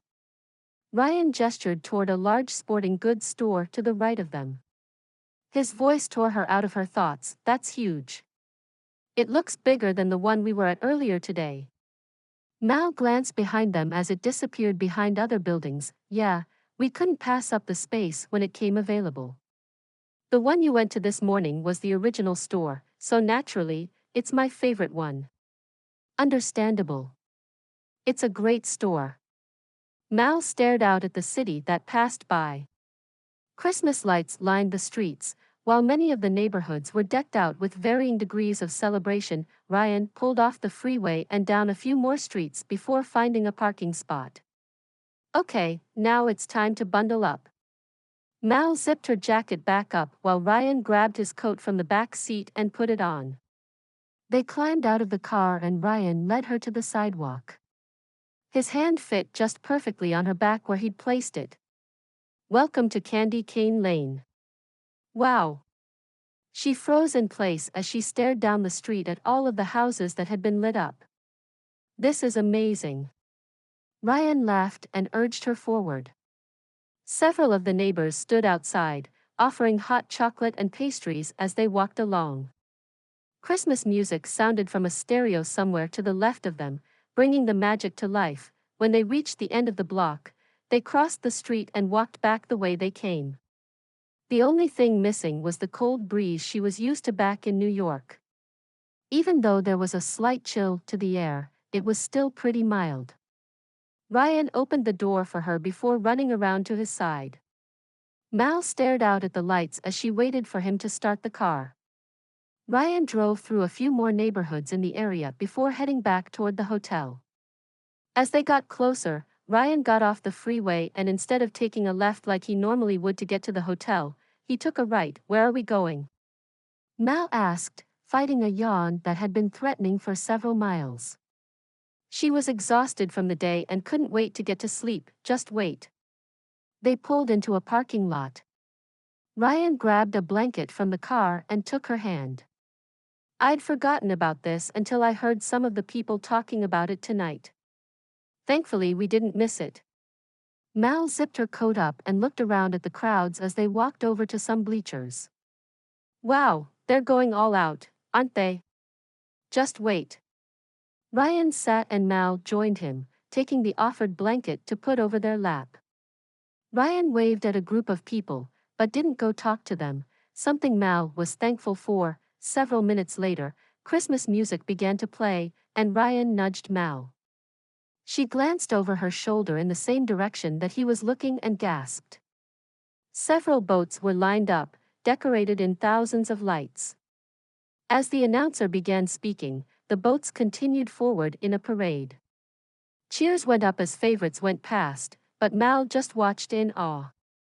Some had reindeer, or Santa, while others were decorated with logos from their company. Boat after boat went past until the last one finally went through. The crowds began to disperse, but Mal didn't stay sitting. The ocean breeze had picked up, and she knew if she got up from this spot, she'd freeze. Besides, she enjoyed having Ryan sit so close to her, even when everyone around them had already left. So what did you think? He asked. That was so cool. Thank you for bringing me. She wanted to lean her head against his shoulder, but couldn't bring herself to do it. Not yet. She shivered as another gust blew in from behind them. You're welcome. Ryan stood, taking the warmth with him. I can take you back to the hotel now. Unless you want to walk around for a bit. There's some music, and I think they have hot chocolate a little farther down the street. Mal hesitated. She was ready to sleep standing up, but didn't want the day to end. Let's get some hot chocolate. That sounds really good right now. I was hoping you'd say that. Ryan took the blanket from Mal and folded it over his arm. Let's take this back and then we can walk. Unless you want to keep it. Mal shook her head. No, let's take it back. I would hate to spill hot chocolate on it. After a quick trip to the car, they searched for the vendors. Ryan ordered 2 large hot chocolates and handed one to Mal before taking a sip of his own, just like I remembered it. Mal tried some, and the rich chocolate flavor instantly warmed her as it went down. It was creamier than most she'd had before, and she was glad Ryan had ordered the large. This is so good. Thank you. You're welcome. You know, I'd have thought you'd be used to this cold by now. Mal laughed. You'd think so. This is different, though. It sinks into your bones. I guess. He took one last drink before tossing his cup into the garbage. They walked along the shops while Mal finished her hot chocolate, then threw away her cup. Ready to head back? Ryan asked. Yes, please. I'm wiped out. But not really. She wanted to stay right there. With him, okay, let's, but the rest of his sentence was drowned out by a clap of thunder. The storm that had threatened had finally arrived. Rain poured down on them as they ran down the street toward the car. As they came to an outcropping from one of the businesses, Ryan tugged Mal under so they could escape the downpour. He brushed the hair away from her face. Guess we'll stay here for a bit. Unless you want to try to make a break for it. Mal swallowed hard, aware of how close they stood by each other. Just a couple of inches. I think I'm fine right here. Her voice came out as a whisper. Her mind went numb as she met Ryan's eyes and saw the same desire that she felt. He leaned down and brushed his lips against hers. Part of her wanted to break away, knowing that in a week and a half, she'd be leaving Ryan behind when she went back to New York. But the other part of her just wanted more. She wrapped her arms around his neck as he pulled her closer. It didn't matter that the thunder came closer, or that they were still getting drenched by the rain as it blew under the outcropping. What mattered at that moment was that she'd finally found someone that could help ease her anxiety and bring her comfort. When Ryan ended the kiss, he kissed her softly one more time, then took her hand in his. Looks like there's a lull in the storm. We should go now. They kept their heads down as they ran out to Ryan's car. He made sure she was in before running around to his side. Once they were driving again, he took her hand in his, caressing it with his thumb. As they arrived at the hotel, Mal paused, not knowing what to do. Kiss him again? No. Too soon. She finally squeezed his hand and reached for the door. Thanks for a great day. See you in the morning? She cringed inside. Great day, I'll be by to pick you up. My meeting starts at 9, so I'll be by around 8 to make sure we have enough time to get there. Mal grabbed her bag and opened the door. Bye, Ryan. She hurried into the hotel, the memory of his kiss still lingering on her lips. Regardless of what happened between them, this was the perfect ending to the perfect day. Mal finished putting her hair into a bun and inspected herself in the mirror. Perfect. She looked businesslike, but still casual enough that she could go out with Ryan after work, if he could. She still wasn't sure what to think of the kiss last night. It had been amazing, but what was supposed to happen now? It was easier just to let it go. A glance at the clock told her she needed to meet him soon. She grabbed her laptop, backpack, and purse, ready to work. If getting this ad done meant she'd be able to get home for Christmas, she'd use every minute of the day to make sure it was done exactly how they wanted it. One more glance in the mirror, then she grabbed her key and left the hotel room. The bellhop smiled as Mal walked by and yelled out a greeting as she passed. It seemed to be his goal to make her laugh, and usually he succeeded. Mal set her stuff in the back seat and climbed in the front, her stomach a ball of nerves. Good morning. Hey. Ryan smiled. I told my secretary to find you an office so you could work. That way you won't be interrupted. Thanks. She didn't know what else to say. Maybe she'd built the kiss up too much. She wanted to put her hand out on the seat, just to see if he'd take it, but what if he didn't? She couldn't handle rejection right then, so she kept her hands tucked in her lap. If we get done soon enough, maybe I can teach you to surf. The weather might actually behave today. He glanced over at her. Could she handle it? If he was going to play like nothing happened last night, could she handle going to the beach with him? But still, it was the beach. She took a breath before answering. I'd like that. Great. Let's hope I survive the meetings then. He parked in front of a large building. You've seen my stores, but this is where we have our corporate offices. My board told me I wasn't allowed to hold them at the store anymore when we went public. That's probably a good idea. She climbed out of the car and picked up her things. I have to admit I wasn't sure where I'd work if we were at the store. Maybe in one of your tents or something. Ryan pretended to consider. You know, I like that idea. I might have to suggest it for our next meeting. Although I'd prefer to be up in the mountains instead of my store. True. Mal followed Ryan into the office and up a flight of stairs.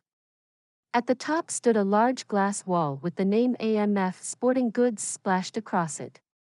Nice. Thanks. I told them they could make it smaller, but there was supposedly a misinterpretation at the printer and this is what we got. At least no one will get lost. Mal chuckled to herself as she followed him in. So, if you have these offices here, why did we meet at your store the last time? It was closer to San Diego, and I wanted to make a quick getaway. Plus, it's harder to get through security here on a Sunday. He swiped his card through a reader next to an office and opened the door. Okay, this is where you'll be. I'm just across the hall for most of the day. If I can, I'll stop for lunch. Otherwise, my secretary can find you something. Her name is Linda. Super sweet. She'll get you whatever you want. Thank you. Mal set her bag down next to the desk. The office was small, but it would be perfect for her to work in. Ryan hesitated, then said a quick goodbye before leaving. He greeted each of the board members and sat down, and Mal was glad that it wasn't her in there. She loved the designing and working one-on-one with clients, but meetings with groups of people could be overwhelming. Mal hooked her camera to her computer and uploaded the photos so she could find the right ones. Memories of the last days came back as she looked through the pictures of the boats and other sports equipment they'd used. She got to the surfing photos and paused. Several of them had turned out nicely, thanks to the clouds behind the surfers. She found a few of Ryan where she could see his board perfectly and put them in her keep folder before continuing on. After she'd picked several shots from each place they'd gone, she filed the rest into a folder to look at later and opened up her design program. She'd already set up the templates she thought would work best for the ad. Now it was time to pick the photos for each spot and edit them. Once that was done, she would add the wording he wanted, and then find ways to make the ad stand out. It was nearly 6 o'clock when Mal finally closed her laptop. She'd done as much as she could without further approval from Ryan, and her brain was exhausted from all the work she'd put in during the day. She hadn't stopped when Linda brought her lunch, something that she regretted now. She stood and stretched, figuring she could take her bag out to a couch in the lobby and wait for Ryan to finish. He hadn't been kidding when he said he had meetings all day. People went in and out of the boardroom, but he'd stayed the entire time. Mal slipped her heels on and opened the door. It looked like the latest meeting was still in full swing, so she found the most comfortable couch and sat down, promising herself that she'd only rest her head for a moment. Mal? Hey, Mal, wake up. Let's get you back to the hotel. Ryan's face was just inches from Mal's when she opened her eyes. She jumped and looked around, but no one else was in the office. Hey. How long was I out? Ryan laughed. I don't know. I saw you leave the office, and we finally finished. So I'm guessing about half an hour. How was work? Good. I have a few things you need to look at, but otherwise the ad portion is done. We can figure out things for your commercials whenever you're ready. He held out a hand to help Mal stand and didn't let go when she was up. They were just inches apart, his blue eyes searching her own. Was he going to kiss her? Noise from the office made him back up and let go. Should we go find somewhere to eat? Or do you want to go back to the hotel?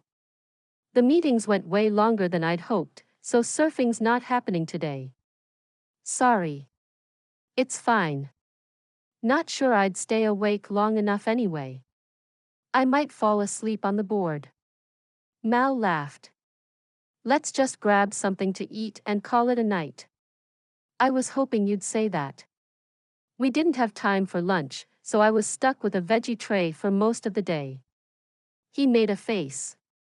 You can only have so many carrots. So true. They walked down to his car and drove until they found a small seafood shack next to the beach. Ryan ordered for the two of them, and then turned to Mal. We can find a table here to eat at, or we can go down to the beach. As romantic as the beach sounded, she still wasn't sure where they stood after last night's kiss, and she didn't want to deal with awkward silence. Here, at least, they could watch the people around them. Let's stay inside. If that's okay with you. A flash of disappointment crossed Ryan's face, but he nodded. Okay. It's probably better anyway. Less sand in our food. Mal found a table by the window and grabbed some silverware and napkins before going to sit down. Ryan picked up their order and sat across from her. Just a warning. I haven't tried this place, so I have no idea how it will taste. He popped a French fry into his mouth. So far so good. Wow, a restaurant you haven't tried? I'm shocked. Mal tried a scallop with some of the tartar sauce. Oh man. This is good. I figured I'd live on the wild side tonight and go somewhere new. Looks like it paid off. His gaze drifted down to his buzzing phone, but he kept eating. Mal watched as it happened a second and then a third time before she finally couldn't take it. Aren't you going to get that? He shook his head. It's just some friends who want to hang out. I'll call them back later tonight. Just answer it. I don't care if you hang out. I have more work to do anyway. Mal's heart sunk even as she said it, but she knew she couldn't take up every second of his time while she was there. It wasn't fair to either of them. Not to mention, she still had no idea where the two of them were friendship-wise. With a moment of hesitation, Ryan finally picked up his phone. Are you sure? Of course. It was a long day. You need to go relax. Mal couldn't help smiling as he glanced between her and the phone before finally leaving the table to answer it. She ate the rest of the food on her plate and pushed it away, staring out at the ocean. It was dark, but the restaurant had lights on the porch that illuminated the beach. Couples walked by, while other people rode bikes or walked their dogs. She wished she had her camera to take a picture of the serenity that came with being by the ocean. Ryan came back to the table and took a drink of his soda. That was Neil. He invited us to a bonfire on Long Beach if you'd like to go. Mal raised her eyebrows. You want me to come along? Yes. If you'd like to, that is. It's a group of my friends and I'd love for you to meet all of them. He reached across the table and took Mal's hand, sending a thrill up her arm. Sounds like fun. Mal smiled, but inside she could feel the familiar ball of nerves. She'd Ryan, though. That should make everything fine. It would be okay. Ryan studied her face. Are you sure? You look worried. Yes. By the look on Ryan's face, she could tell she hadn't convinced him. Yes, I'm fine. Let's go. They cleaned off their table and walked to the car hand in hand. Mal hoped her hand wasn't as clammy as it felt to her. What if he could tell that she was nervous? She hadn't dated anyone since the whole anxiety thing had taken over her life. She hadn't let anyone in. How could she when she would just push them away? But now here she was, holding the hand of one of the most amazing guys she'd ever met. Want to run back to the hotel first or should we just go? Is it on the way? If not, we can just head to the beach. Mal climbed in the car and waited for him to go around. Ryan started the car. It's the opposite direction, but we can stop if you'd like. The hotel is only about 10 minutes away. Mal looked down at the pantsuit she was wearing. Maybe I should go home to change into something else. Not sure this suit would like the sand. Good point.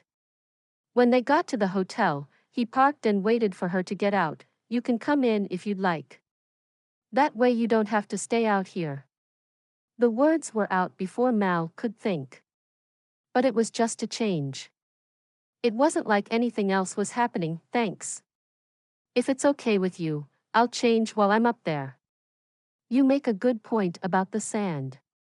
Ryan grabbed a bag from the back seat and followed her into the hotel. Once they got to Mal's suite, she turned on the lights and gestured toward the couch. Make yourself comfortable and I'll be right out. There's a bathroom over there. I'd offer you something to drink, but all we have is hotel water that costs a fortune, and popcorn that also costs a fortune. I'm still full from dinner, so I'm good. Ryan grinned and took his stuff into the bathroom. Mal shook her head as she went back to her room to change. She put on a pair of thick leggings and a sweater, then as an afterthought, she added a skirt. If it was anything like the other night, it would be cooler by the water. She added a jacket and boots, then grabbed a pair of flip-flops for while she was in the sand. The wind would wreak havoc on her hair, so she pulled it up into a messy bun and added a little lip gloss to her lips before finally deciding she was ready. Ryan sat out on the couch in a pair of shorts and a t-shirt. A football game was on TV, but he turned it off as soon as he saw her. Wow, I feel like a slob now. Maybe I should go change back into something nicer. You look fine. Besides, we're going to the beach. You'll fit in better than I will. She picked up her camera bag. I hope you don't mind if I take this. I want to get a few pictures to take home with me. Of course not. You can take whatever pictures you want. He stood and picked up his bag that sat next to the counter Mal was leaning against. When he straightened, their faces were inches from each other. Mal's breath caught as Ryan gazed down at her. A split second passed before he turned and opened the door, leaving Mal's stomach in turmoil. Why hadn't he kissed her? She tried to calm her heart as they made their way down to the car. She absent-mindedly answered his questions as they drove, hoping he wouldn't mind that she wasn't paying attention. She glanced out at the sky, wondering if a storm was coming in, but the stars glittered down at her. So this attack coming on was just because of a stupid kiss that didn't happen. She closed her eyes, trying to talk herself out of it.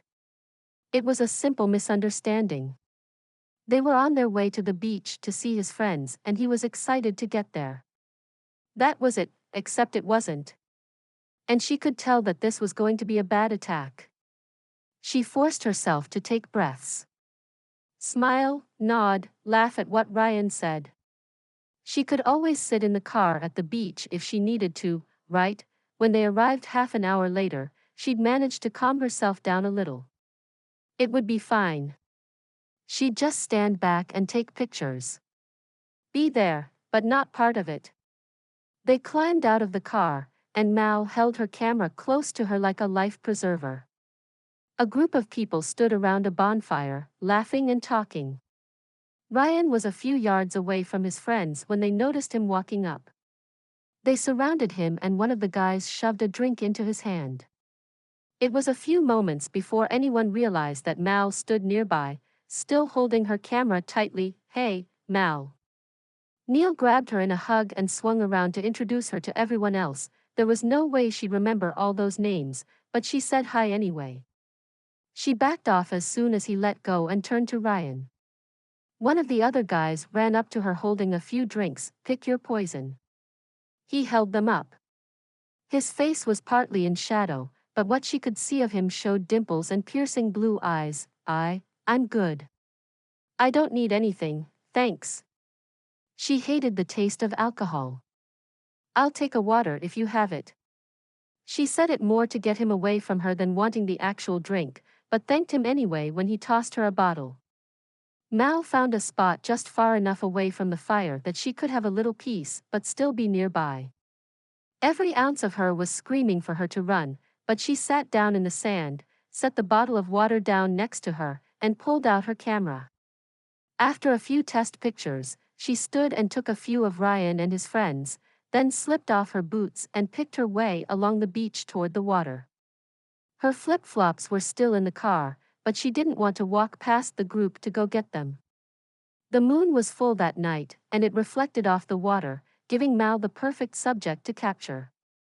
The waves crashed up against the sand, bringing a sense of peace. She closed her eyes, breathing in deeply. She turned to go back to the group and stopped in awe. The city stretched out in front of her, bright lights reaching up to the sky. Christmas lights covered the pier and the businesses along the boat docks down the beach. How had she not noticed this before? Her heart lightened with the sight of it all. She took picture after picture of the views until her memory stick was filled. She turned her camera off and walked back up to the bonfire to switch the stick out with a new one. It took a minute to find a memory stick that was empty. She put it in her camera, then turned to find Ryan so she could talk to him, and stopped in her tracks. He stood just a few feet away, talking to a girl who was obviously flirting. Mal dropped her camera onto the bag, making everything spill out onto the sand. Her face burned as she scrambled to pick everything up. A laugh came from the direction of Ryan. The woman's mocking tone made Mal's face burn. Who is she anyway? She's here on business. I'm showing her around the city while she's here. Mal froze. It was as if the wind had been knocked out of her. That was all he thought of her. So that kiss really was nothing. The calm she had finally felt was shattered, and her anxiety came back full force. She backed up, nearly tripping over her camera bag. She shoved the camera down into its bag and zipped it up. Hey, Mal. Did you? Neil's voice made Mal jerk up to standing, but she didn't hear any more of what he said. She glanced past him at Ryan and then turned and sprinted away. Shells and rocks cut into her feet, but she couldn't stop. Shouts sounded behind her, and she swore. Of course the guy would have let the others know that she'd taken off. She darted toward the water, wincing as the rougher sand bit into her already sore feet. Her breaths came in gasps now, but still she kept running. Just a few more yards and she could hide under the pier. It was probably the first place they'd look, but after they went past, she could double back and go to the car. Ryan had left the keys inside. She could probably find her way to the hotel. The pier welcomed her as she slid underneath. The water froze her aching feet as she stepped into it. She needed to go deeper if she was going to stay hidden. She cursed her choice of wearing a white skirt. It showed up too well in the bright night. She took it off and shoved down under the water, then covered it with sand so it wouldn't float to the top. Shouting from the others came closer, making Mal duck down. The water soaked into her leggings, and she shivered from the cold. Several people searched around the pier, before continuing on. As soon she was sure the rest had come by, she sloshed through the water and broke into a run, back toward the car. She swore again when she noticed that a few people had stayed by the bonfire. She cut closer to the water and stayed there as she ran past. When her legs couldn't carry her anymore, she dropped to the ground, sobbing. This was what she got for allowing herself to care about someone. He'd turned and gone for someone else the first chance they got. She inhaled some of the sand and coughed until she could get it out. Mal sat up and looked around until she found a small alcove among the dunes, then crawled over and curled up into a ball, shivering violently from her wet leggings. But she knew she couldn't get back to the car without getting caught, and she needed to try to stay warm. Chapter 6. Ryan called out Mal's name again, but knew she wouldn't answer. She'd taken off so fast that she could be miles away. He kicked at a stone in frustration. What had set her off? She'd been happy enough when they got there. Hey, we found this. Neil held up a white skirt. I'm guessing she tried to hide it under the pier without realizing that the sand would just wash away. Did you see her before she left? Ryan took the skirt from Neil and stared down at it as though it would tell him where she went. She'd just come back to get something from her camera and I was going to see if she wanted another drink, but she suddenly took off. Neil ran his fingers through his hair. I'm guessing she saw you flirting. Ryan's mouth fell open. I wasn't flirting, whatever. Everyone else here could see the flirting going on, even if it was supposedly one-sided. Of course Mal would freak out. Neil shook his head in disgust. Come on. We think she went back this way. The skirt weighed heavy in Ryan's hand. He squeezed the water out of it, then followed the rest of the group. They stopped near the bonfire, but Ryan continued on. He had to find her.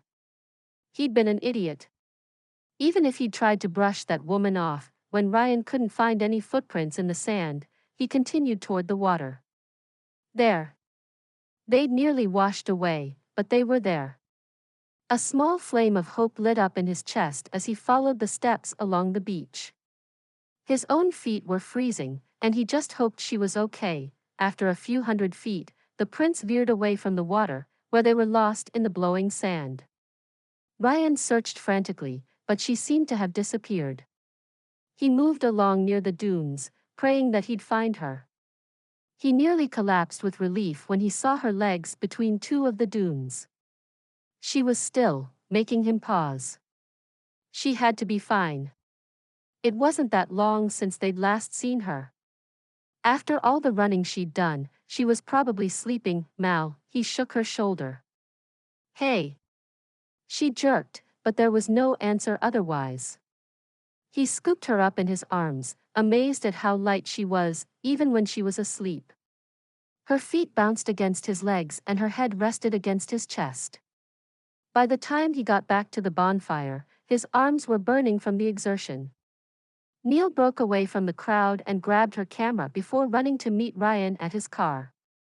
"Where'd you find her?" He opened the car door. Ryan bent down to set Mal inside, then put her seatbelt on. She stirred, but stayed asleep.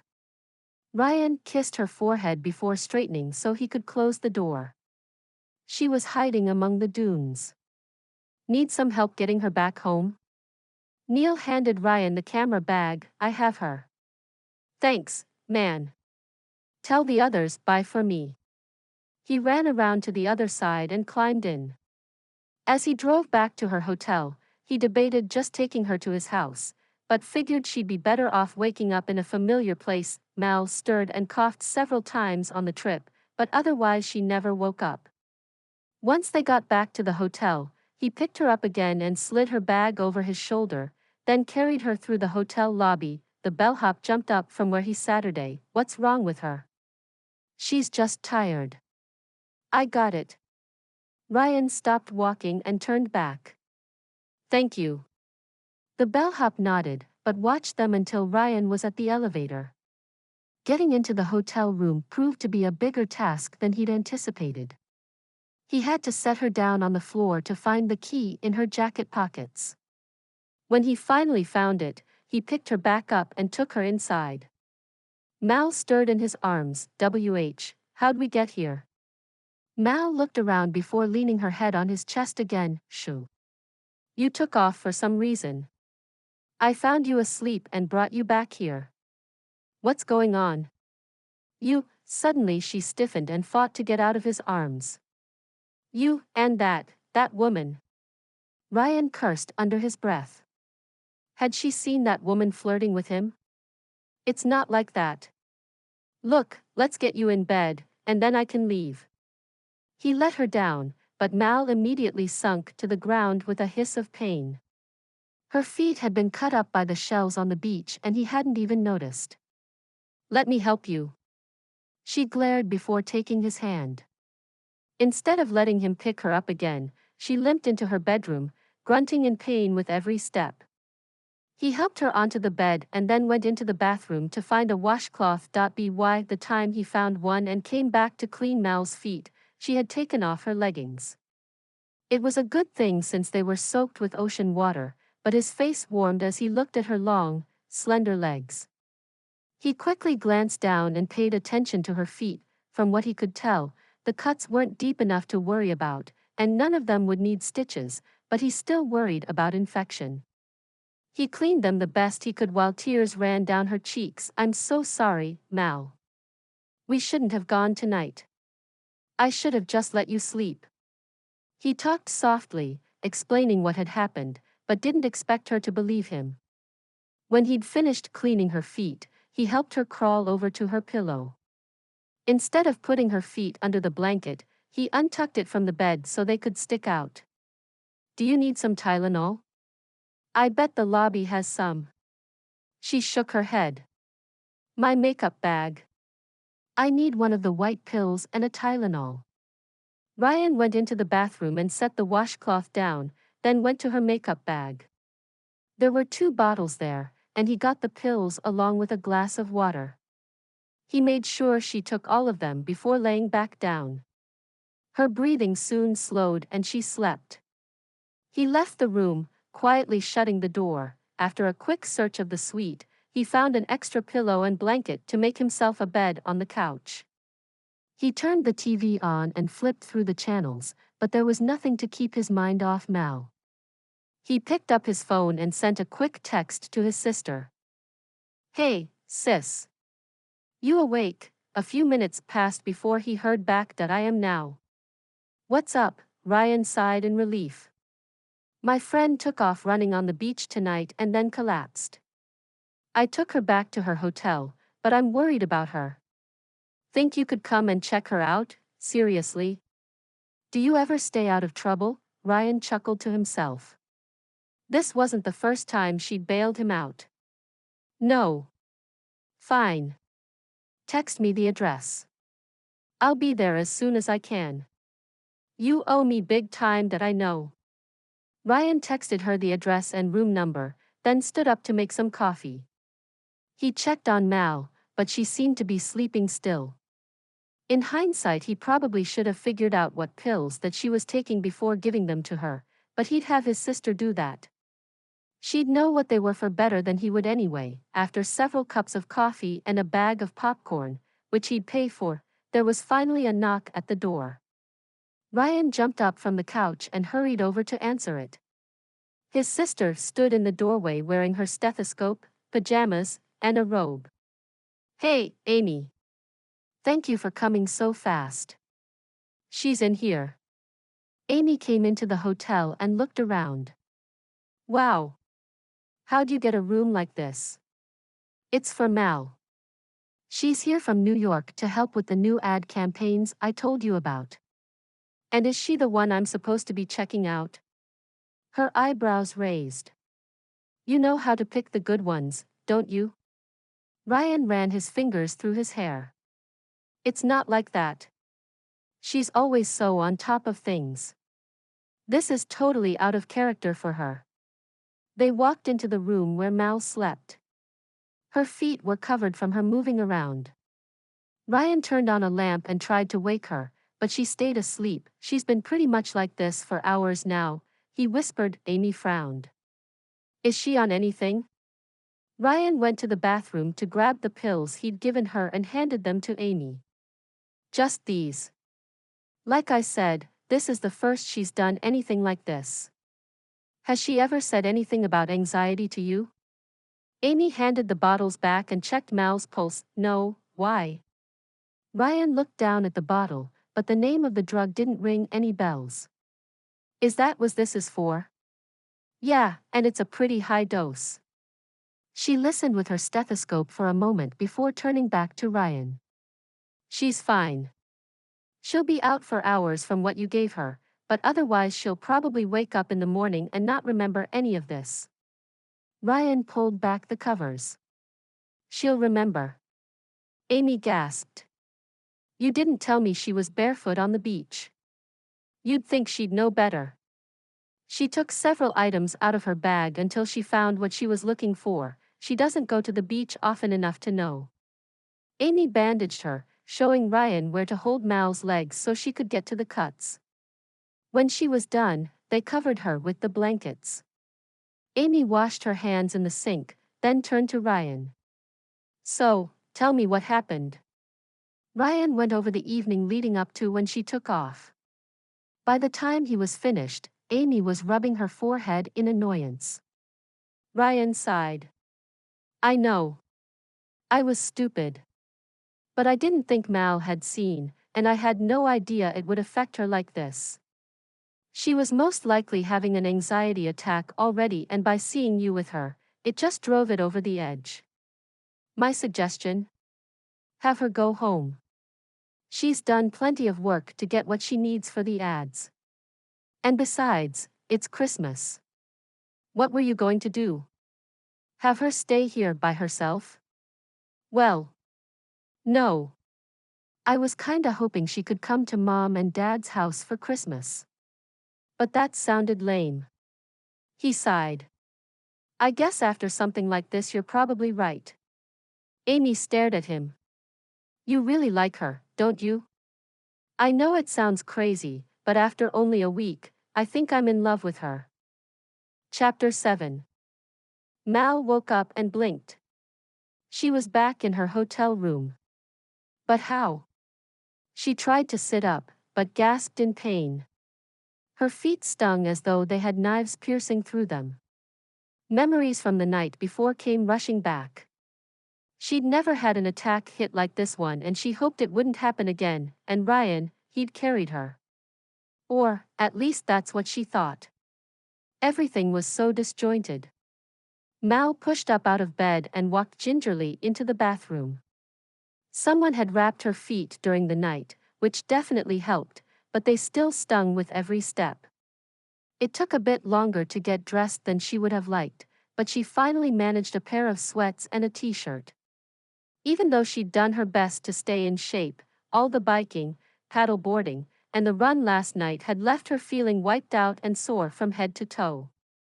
What she needed right then was a cup of coffee and some room service. The biggest breakfast she could find. She'd have to let Ryan know she wouldn't be going to the office that day, or doing any sports for that matter. She stopped in shock when she saw Ryan sitting on her couch watching the news. His face was unshaven, something that surprised Mal. He'd always kept himself clean-cut. But then, he must have stayed on her couch the night before. Hey. Mal turned to start some coffee, but there was already some made. Thank you. There's breakfast on the table as well. Ryan stood and stretched, then turned off the TV and lifted the top off the meal. Eggs, bacon, pancakes, and toast sat on the plate, calling to her. I figured you'd be starving after last night.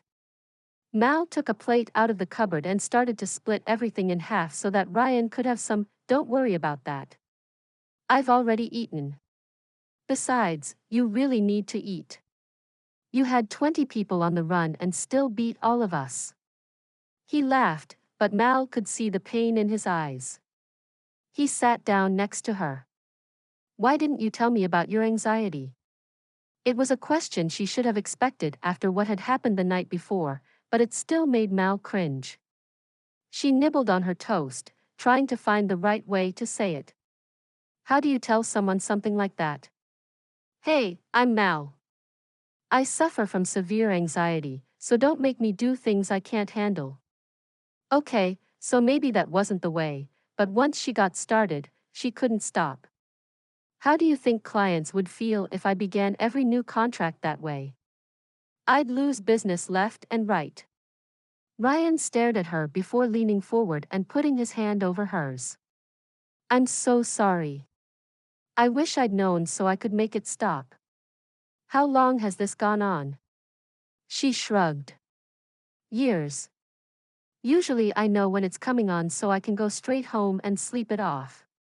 Sometimes it works, sometimes it takes longer. Last night. I don't know. I just couldn't handle everything and shut down. I just wish you hadn't seen it. I'm glad I did. I mean, I'm not glad you had to deal with it, but I'm glad I know what's going on now. I didn't sleep last night because I was thinking about the few times when I saw you almost shut down. You were fighting an attack, right? Mal nodded. She'd hoped he hadn't noticed, but with how tired she'd been lately, it was harder not to show her symptoms. Thank you for bringing me home and taking care of me. You did a great job with the bandages. That wasn't me. Ryan dropped his gaze.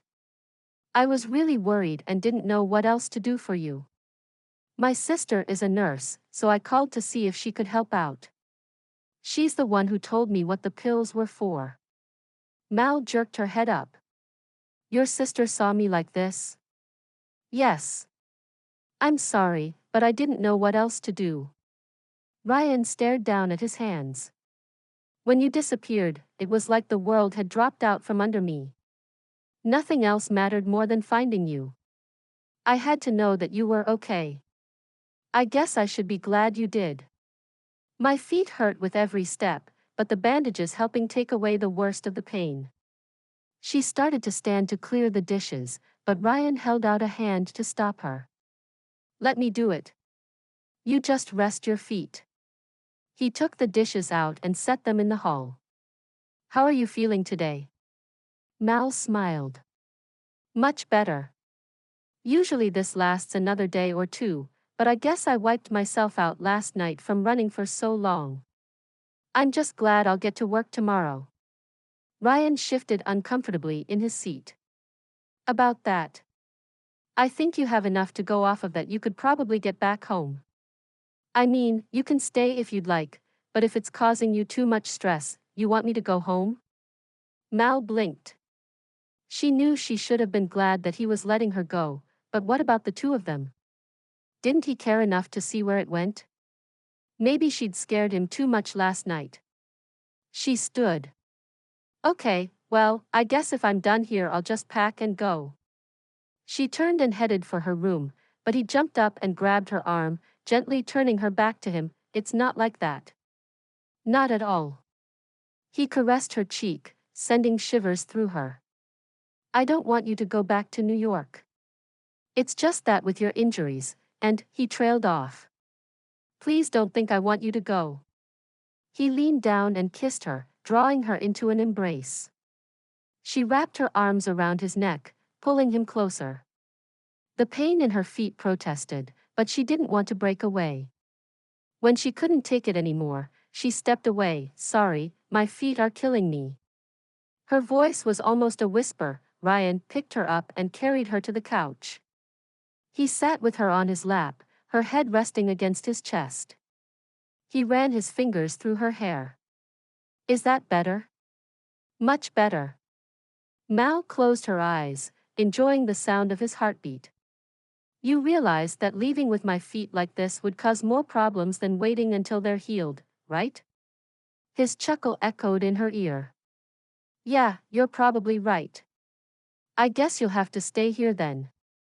I may have to back out of any future sporting events you had planned, though. Ryan caressed her arm, sending tingles through her.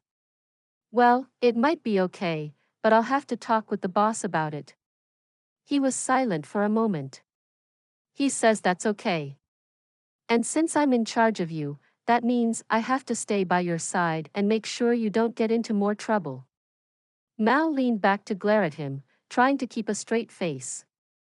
And who says I'll get into trouble? I don't know. Intuition, I guess. He ran his hand down from her knee to where the bandages were wrapped around her feet. Mal wiggled her toes, wincing at how tender they were. How bad are they? Ryan fingered the bandages. Probably not as bad as they feel. You should be fine in a few days, if not before. If we take them off, could you help me put them back on? She could probably do it herself, but it would be too awkward to try to get all of it covered, probably. I think Amy went overboard anyway, but she left extra in case. Mal swiveled around so she was facing forward and slowly unwrapped one of the bandages. The last few inches snagged on the cuts, making her gasp in pain. Tiny slices covered her feet. Most were shallow and would probably heal in the next day or two. They definitely hurt worse than they looked. She unwrapped the other one as well, but the wounds on her left foot were a little worse. Ryan helped Mal off his lap and disappeared for a minute while Mal examined her feet. He came back with a wet cloth, medicine, and bandages. Figured I wouldn't make you try to walk into the bedroom like this. Mal reached for the cloth, but he wouldn't let go. He sat on the coffee table and set her right foot on his lap. She loved the look of concentration on his face as he cleaned her foot, careful as he got near the worst areas. He looked up at her and winked, moving on to the next foot. She shivered under his light touch. After the cleaning, he used some hydrogen peroxide and then ointment before slowly wrapping her feet. There. Much better. Ryan set her foot on the floor and began to clean up the rest of the bandages. Mal reached over and turned his head toward her, rubbing her thumb along the stubble on his cheek. It was so unlike how she'd seen him before, and yet it fit him so well. She bent over and kissed him, bringing her other hand up to cup his face. He sat up and put his arms around her, deepening the kiss. A knock came at the hotel door, breaking them apart. They both stared at the door. Ryan closed in for another kiss, but Mal stopped him. What if it's important? She whispered. Not that she wanted to move, she was quite happy where they were. We already took out the tray. What else could it be? He kissed her again, ignoring the knock. Housekeeping usually said who they were. Mal shrugged and leaned back on the couch, where Ryan followed her. Another knock came, but both ignored it. Ryan's phone buzzed on the table next to them. He sighed and reached for it, then jumped up. It's Amy. He straightened his shirt and ran a hand through his hair. Who's Amy? All Mal could think of was the girl from the night before, and her stomach filled with dread. She should have known. Ryan opened the door and stepped out of the way so a woman could come in. She was quite a bit shorter than him, but they had the same eyes and smile. Mal, This is my sister, Amy. Mal waved, relieved to see her instead of someone else. Hey. I assume you're the one who helped out last night?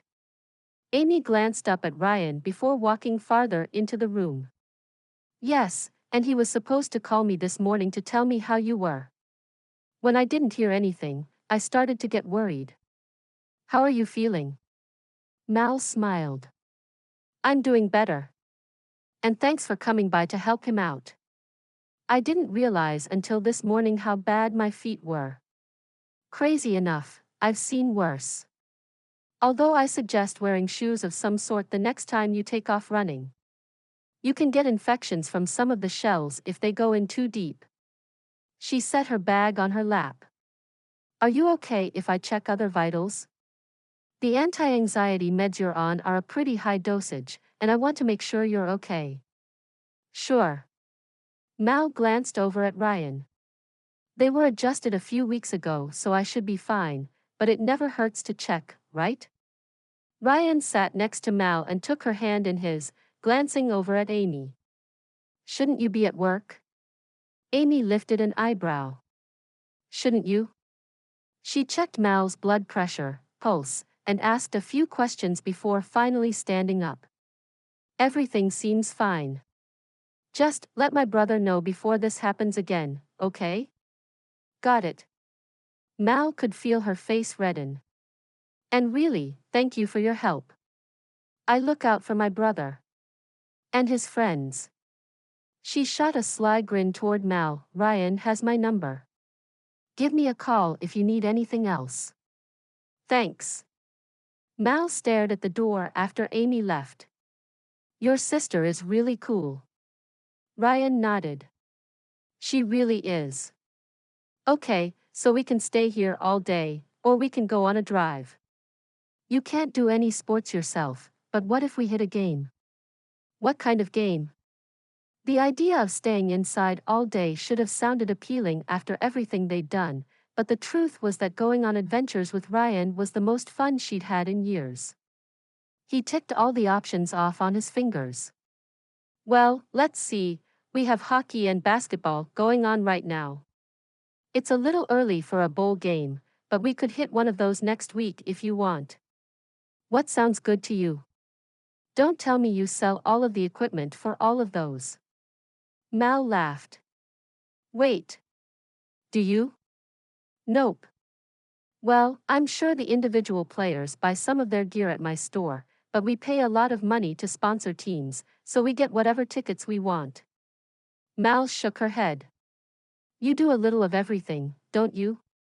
Yeah, but don't tell any of my friends. They still think I'm just a surfer dude that hangs out at the beach all day. He winked. So, where are we going? Basketball. That didn't take too much thinking. Ryan took out his phone and typed something into it. As he searched, Mal enjoyed watching his expressions. He suddenly grinned. Looks like we're in luck. There's a game tonight. Perfect. I haven't gotten anything from my dad for Christmas. A jersey would be awesome. Mal stood to go get ready, but Ryan jumped up and scooped her into his arms. Her breath caught as she looked up into his eyes. I can walk, you know. You can, but that doesn't mean you should. He carried her into the room and set her on the bed. Get ready and then we'll leave. Mal limped over to the closet to find something to wear. Nothing too fancy since they were going to a game. But she wanted to look nice since he seemed to be pretty well known in the sports world. She couldn't help grinning as she thought of the reaction her dad would have to the gift. He loved anything basketball and tried to go as often as possible, which wasn't often because of the farm. She finally picked a nice purple shirt and jeans and some tennis shoes that would help protect her feet. A quick ponytail and a dab of lip gloss and she was ready. She grabbed a jacket just in case, then opened the door to find Ryan on the phone. He smiled and said a quick goodbye before hanging up. Just got our tickets. If you're okay with it, I need to run by my house to change and grab a few things for the game. That's fine. Mal limped toward the table by the door to grab her coat. Ryan took a step toward her to pick her up again, but she put a hand up to stop him. I need to do this. I'll be good once we get out to your car. And then to our seats at the game. Ryan frowned. I didn't think this through. Maybe we shouldn't go to the game. You need to keep your feet up. Mal's heart sank. But after the pain changing her clothes had caused, she knew he was probably right. I guess there's always watching it on TV, right? Of course. Ryan pulled her into a hug. Unless I could carry you, if you'd like. No. I'd rather watch the game on TV than be carried everywhere. Mal limped to the couch and set her feet up on the coffee table, to take the pressure off her feet. The relief was almost immediate, but she itched to take off her shoes. Wait, I have a better idea. He walked over and stood next to the couch. I'll give you a piggyback ride, and then when we get to my house, I have a moped we can use. If they have a problem with it at the game, I'll rent a wheelchair. Mal stared at the TV, biting her lip. Was it worth all the trouble? For her dad, probably. And the thought of staying in that night didn't appeal to her at all. Okay, but only to your car. If we can't get the moped to work, we watch the game at your house. Deal. He turned his back to her and held his arms out to the sides. Jump up. Mal grumbled before standing and putting her arms on his shoulders to keep her balance before pushing off. Her feet didn't like the jump, but being this close to Ryan was definitely worth it. Don't forget my purse. It's on the table over there. Ryan bent down to grab that and her hotel key before opening the door. Let's do this thing.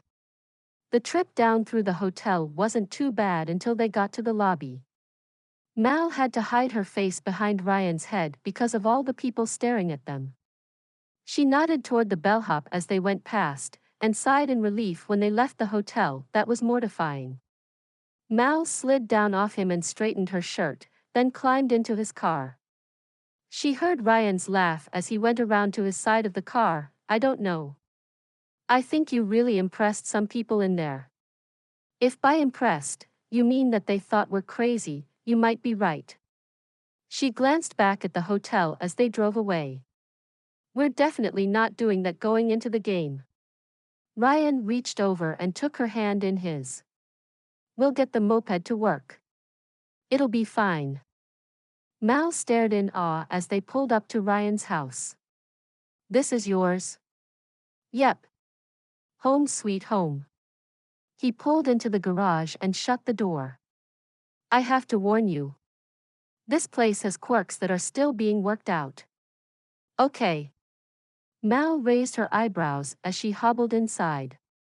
The house was modern in feel with stainless steel appliances, with tile throughout, and paintings on the walls with splashes of color that brought life to the room. A small computer sat in the wall with buttons for each room. It looks cooler than it is. I love some of the gadgets, but I still haven't gotten it to do some of the things I want. Ryan set his keys on the counter. You can put your feet up on the couch. I'll just be a minute. Mal looked at the pictures of his family he had on the wall, and the awards he'd received for his company. Trophies from surfing competitions lined the mantel. Hey, Mal? Could you text Amy and let her know I'm home? Her number is in my phone, Ryan called from the other room. Sure. Mal took his phone off the counter. She noticed a piece of paper sitting next to the phone, and paused for a moment before picking it up. A phone number and a woman's name was scrawled on it. Mal dropped it like it burned her. She forced herself to concentrate on what Ryan asked her to do and turned on his phone.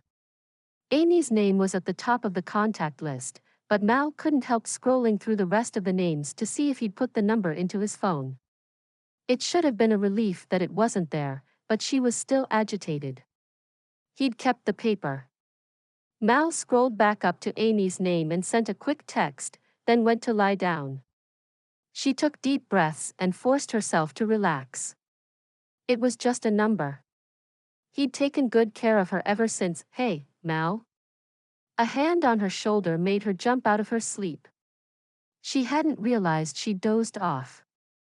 She checked the clock to see that nearly an hour had passed since they'd gotten to Ryan's house. His face was inches from hers. He'd shaved, and the spicy scent of his aftershave was intoxicating. Mal sat up and stretched. Have you seen my phone? Mal's smile dropped, remembering why she'd been upset. It's on the counter. Next to the paper with a phone number. Ryan froze. Number? Mal limped over to the counter and held it up. This was sitting next to it. I'm sorry. I shouldn't have looked at it. It's not what you think. Ryan crumpled up the paper and threw it away. She gave me the number, but I never meant to call her. I just hadn't cleaned out my pockets after last night. It must have gotten stuck to my phone. That must have been it. Mal paused. Did you mean what you said last night? That you're just doing your job by taking me around the city? Ryan stepped closer to her and caressed her cheek. No. I didn't mean that. Well, originally that was the plan. But I wasn't expecting to fall for you along the way. What you didn't hear last night was when I told her we were there on a date that night. She gave me her number just in case. I'm sorry. I shouldn't have even taken it. Mal put her hand over his. You fell for me? Yes. Come here. He led her into a workshop. In the middle of the room sat a surfboard on a small table. He patted it and looked over at her. I started making this when I couldn't sleep the other night, and it wasn't until 2 nights ago that I realized I was making this for someone specific. He tapped on the center of the board where her name was inscribed inside the shape of a dragon. Mal ran her hand along the board, admiring his work. The finish he'd put on it made the board smooth to the touch. This is beautiful. Ryan brightened. You like it? I love it. She bent closer to the dragon that he'd put on the board. This is gorgeous. Did you draw this? Yeah. He laughed. I was actually going to do a serpent, but I'd turned on the book you had me listen to in the car, and I got distracted. The next thing I knew, I was drawing a dragon. It was then that I knew this one was for you. It wasn't a mistake that I drew the dragon. I think this was supposed to be yours from the moment I started on it. Mal hugged him tightly. Thank you. This is amazing. Not sure what I'll do with it when I go back to New York, but it's seriously the coolest gift I've ever been given. Ryan kissed her forehead and wrapped his arms around her. Let's just say this is insurance to make sure you come back to use it. She looked up into his eyes. Well, someone has to teach me how to use it. I figure I have the best teacher right here. Well, I don't mean to brag, but I'm pretty sure you're right. He swept her up into his arms. Now, you've been on your feet too much already, so let's go watch some basketball. I already have the moped loaded in the car. When did you do that? Mal had to admit she liked being carried this way much better than piggyback. It was more comfortable, and she liked his arms around her. Ryan picked up his keys and phone, then opened the door to the garage. You were pretty out of it, so I took it out. By the way, your snore is adorable. Mal's face burned. I don't snore. You totally do. But it's adorable. He set her inside the car and opened the garage door. They drove into Los Angeles, which took longer than Mal had expected. It was no wonder they'd left so early to get there. Traffic seemed to go at a crawl. Is it always this bad? Yep. But the game makes it worse. Ryan changed lanes and glanced over. I never had the chance to tell you that I saw the files you sent. The ads are fantastic. Your photography is phenomenal. Relief flowed through her. It was always so nerve-wracking to wait for feedback for her work. I'm glad you like it. I had some great material to work with. Did you see the files for the models I picked for the commercial? Yes, I think they're great. Although I might change up a couple if that's okay. There's a few professional bikers I'd rather use for that part. That way I don't have to stress over them getting hurt. That's fine. Those were just suggestions, so if you know someone better, we can make those changes. Generally, she was pretty picky with who she chose to be in the commercials. She knew who would work and who wouldn't. But this account was more adventurous than she normally worked with. Ryan squeezed her hand. Perfect. I'll give them a call. I think tomorrow it'll be better to have you stay at the hotel to let your feet heal. I have to make some visits to a few of the stores anyway. Then we can meet up for dinner. Okay. The way Mal's feet throbbed, she knew it was a good idea. She'd pushed it too far standing for so long, and hoped it wouldn't delay the healing. It was another hour before they finally arrived at the Staples Center. Mal was surprised at how close Ryan was able to get a parking spot. He pulled the moped out of the back and Mal climbed out of the car. Hop on. Ryan waited for her to sit and then gave her a few quick instructions. Mal pushed the gas and shot forward in jerky movements until she was able to get it figured out. She drove in circles around Ryan before they both decided she was ready to go. Ryan climbed on behind her and gave her the directions to get in. Are you sure they'll let me in with this? Mal kept her eyes focused in front of them, praying she wouldn't wreck, just to the wheelchair drop off. Then we'll get one of those for the game. Just take that door over there. They went inside where Ryan flashed a badge and let security scan the code on his phone. The guard pointed out the wheelchair station, so Mal turned and drove that way. Ryan climbed off and showed his ticket again so they could trade. Mal sat down and Ryan pushed her toward the gift shop. Let's take care of your dad's jersey before we head upstairs. It'll get crazy in a bit, and I think they might close soon. They went inside, and Mal was overwhelmed by the different choices. She finally settled on a jersey from both the Lakers and the Cavs, along with a few other small things for her sisters and mom. She'd already picked out things for them, but everything was too tempting. Once she'd paid for her items, Ryan set all her bags on her lap and pushed her toward an elevator. He flashed his badge again and they went up several stories. Mal knew the nosebleed section all too well from games with her dad. But when the doors opened, they were inside one of the boxes above the bleachers. You didn't tell me we'd be in here. Mal's excitement shot to a whole new level as she looked around at the other people in the box. She needed to remember every detail of that so she could share it with her dad. You didn't ask. Ryan wheeled her over to a lounge where several chairs face a large TV. We'll just hang out until the game starts. He picked up a menu and handed it to her. Might as well eat while we're waiting. Mal looked through the options. I think a burger, fries, and a shake sound good to me. I was just about to say the same thing. Chocolate? I was thinking strawberry actually. Mal set her menu down and looked around. I just realized we didn't grab a souvenir before we came up. I need to get one. We can do that after dinner. Ryan checked his phone and frowned. Looks like my mom and dad are joining us. Mal's stomach dropped. They're coming here? Don't worry. My parents are pretty low-key. She gestured toward her feet.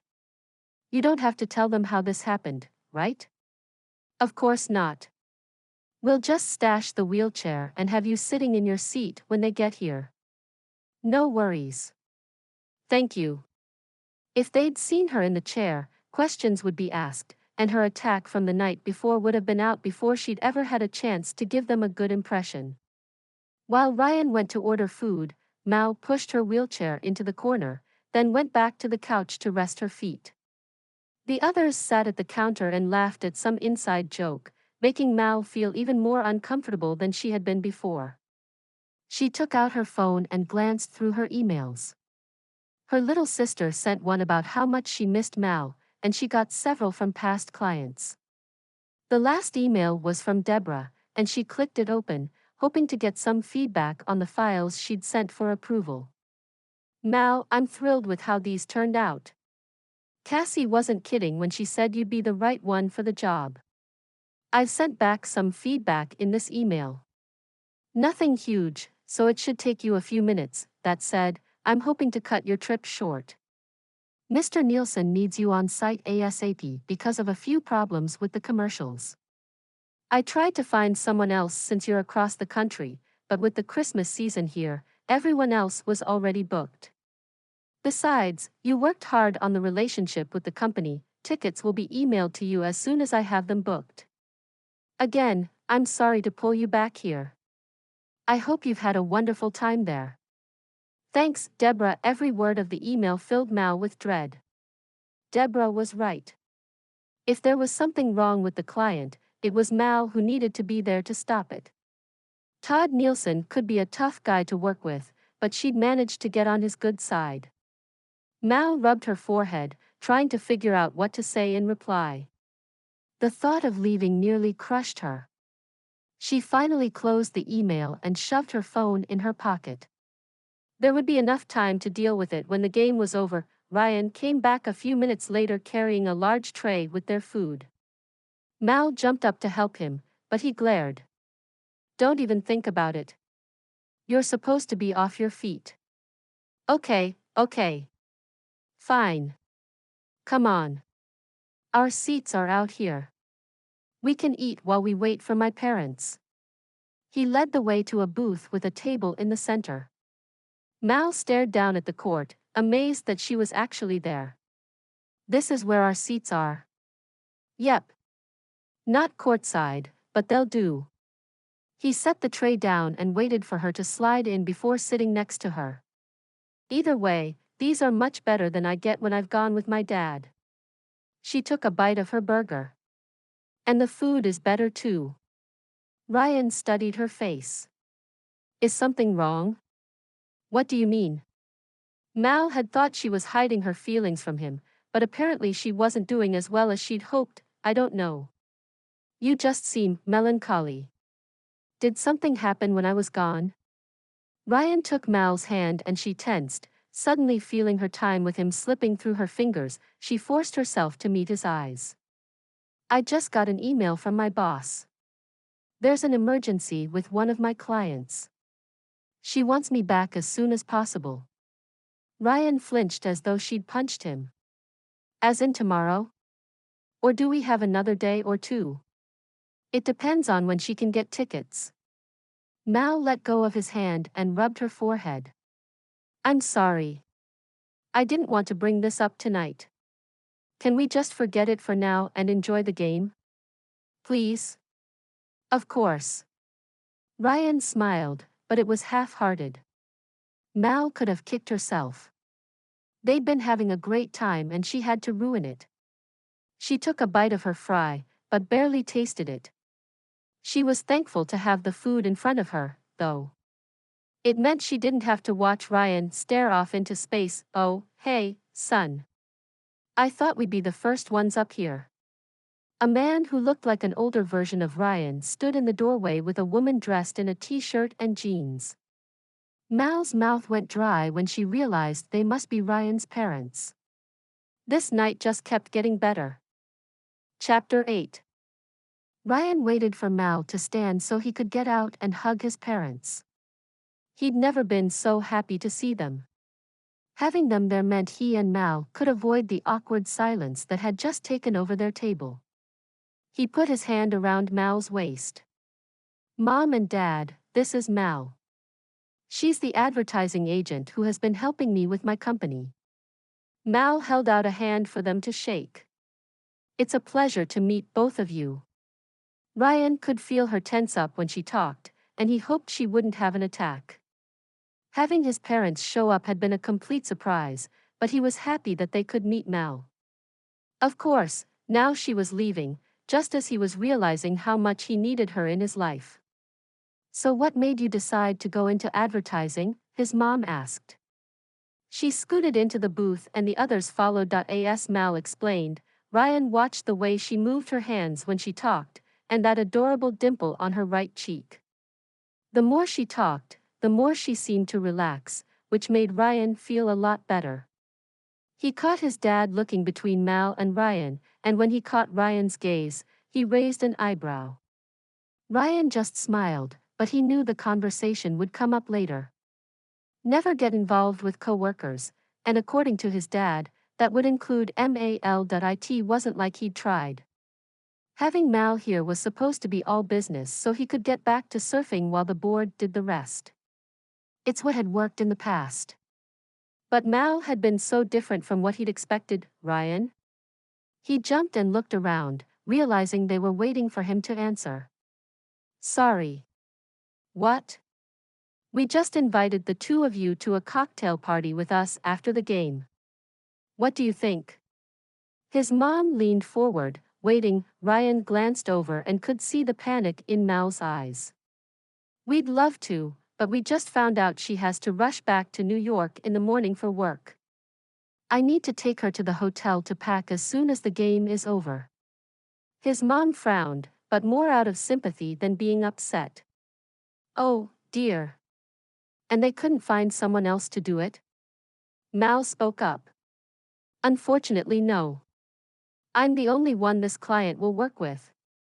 Her phone buzzed and she looked down. Oh, it's my boss. Please excuse me. Ryan watched her go before turning back to his parents. So, I figure I'll come Christmas Eve and stay for Christmas, if that works. His mom shook her head. Nice try. Don't change the subject. Why didn't you tell us you were dating someone? Because it happened over the last couple of days and I didn't want to jinx it. She's amazing. You two met what, last week? How can you be sure? His dad asked. It was a fair question. We may have just met, but I've spent almost every waking moment with her. She's so much different than anyone I've ever met. His dad opened his mouth to speak, but his mom put her hand on his arm. What your father means to say is that she seems wonderful. But sweetie, she's leaving tomorrow. Are you sure you know what you're doing? No, but who does? All I know is that I'm happier around her, and this has been the best week I've had in a long time. Ryan knew by the look on his parents' faces that they weren't entirely impressed. They'd bothered him often enough about settling down that he would have thought they'd be thrilled for him. I just hope it doesn't end up with you getting hurt. His mom patted him on the hand and turned to her menu. I guess I should order something before the game starts. By the end of the half, Mal had finally won over Ryan's dad when she was able to quote more stats than Ryan ever could have. The game was a blowout with the Cavs beating the Spurs. Ryan's throat ached from cheering, and Mal had actually lost her voice. Ryan's mom hugged him and then Mal, you two take care. Mal, it was wonderful to meet you. Have safe travels, and hopefully you'll be back to visit soon. Thank you. Mal's face was bright red. It was nice to meet you too. Ryan's dad pulled him into a hug. You'd better marry her before someone else does. Okay, Dad. Ryan laughed. His dad turned to Mal. If this advertising job doesn't work out for you, come back out here.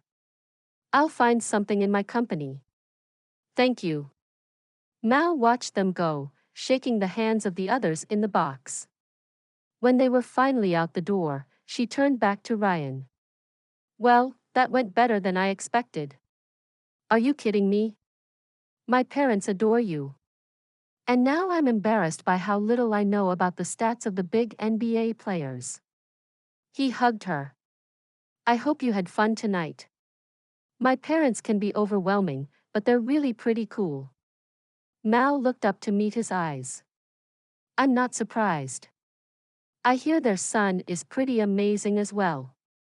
Kind of a dork. But amazing. Ryan laughed and went to get the wheelchair.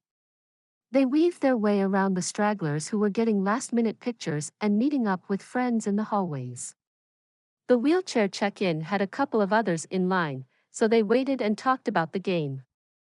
By the time they were able to get the moped, the area was nearly empty. Mal climbed on first and waited for Ryan to get on. He put his arms around her, enjoying the closeness as she backed out of the office. Ryan leaned forward so he was next to her ear. Mal? The car is the other way. Oh, right. I knew that. She did a U-turn and went back toward the garage where his car waited. Once they were to the car, Ryan put the moped in the trunk. He climbed in and joined the already long line of cars waiting to leave the parking garage. As Ryan drove Mal back to the hotel, he tried not to think about the fact that this was the last night he'd see her. Thanks for bailing us out of the cocktail party tonight. Mal's voice was quiet as she stared down at her hands. You're welcome. Ryan gripped the steering wheel, trying to think of what else to say. So, this client you're going back for. Tell me about him. Mal turned toward Ryan.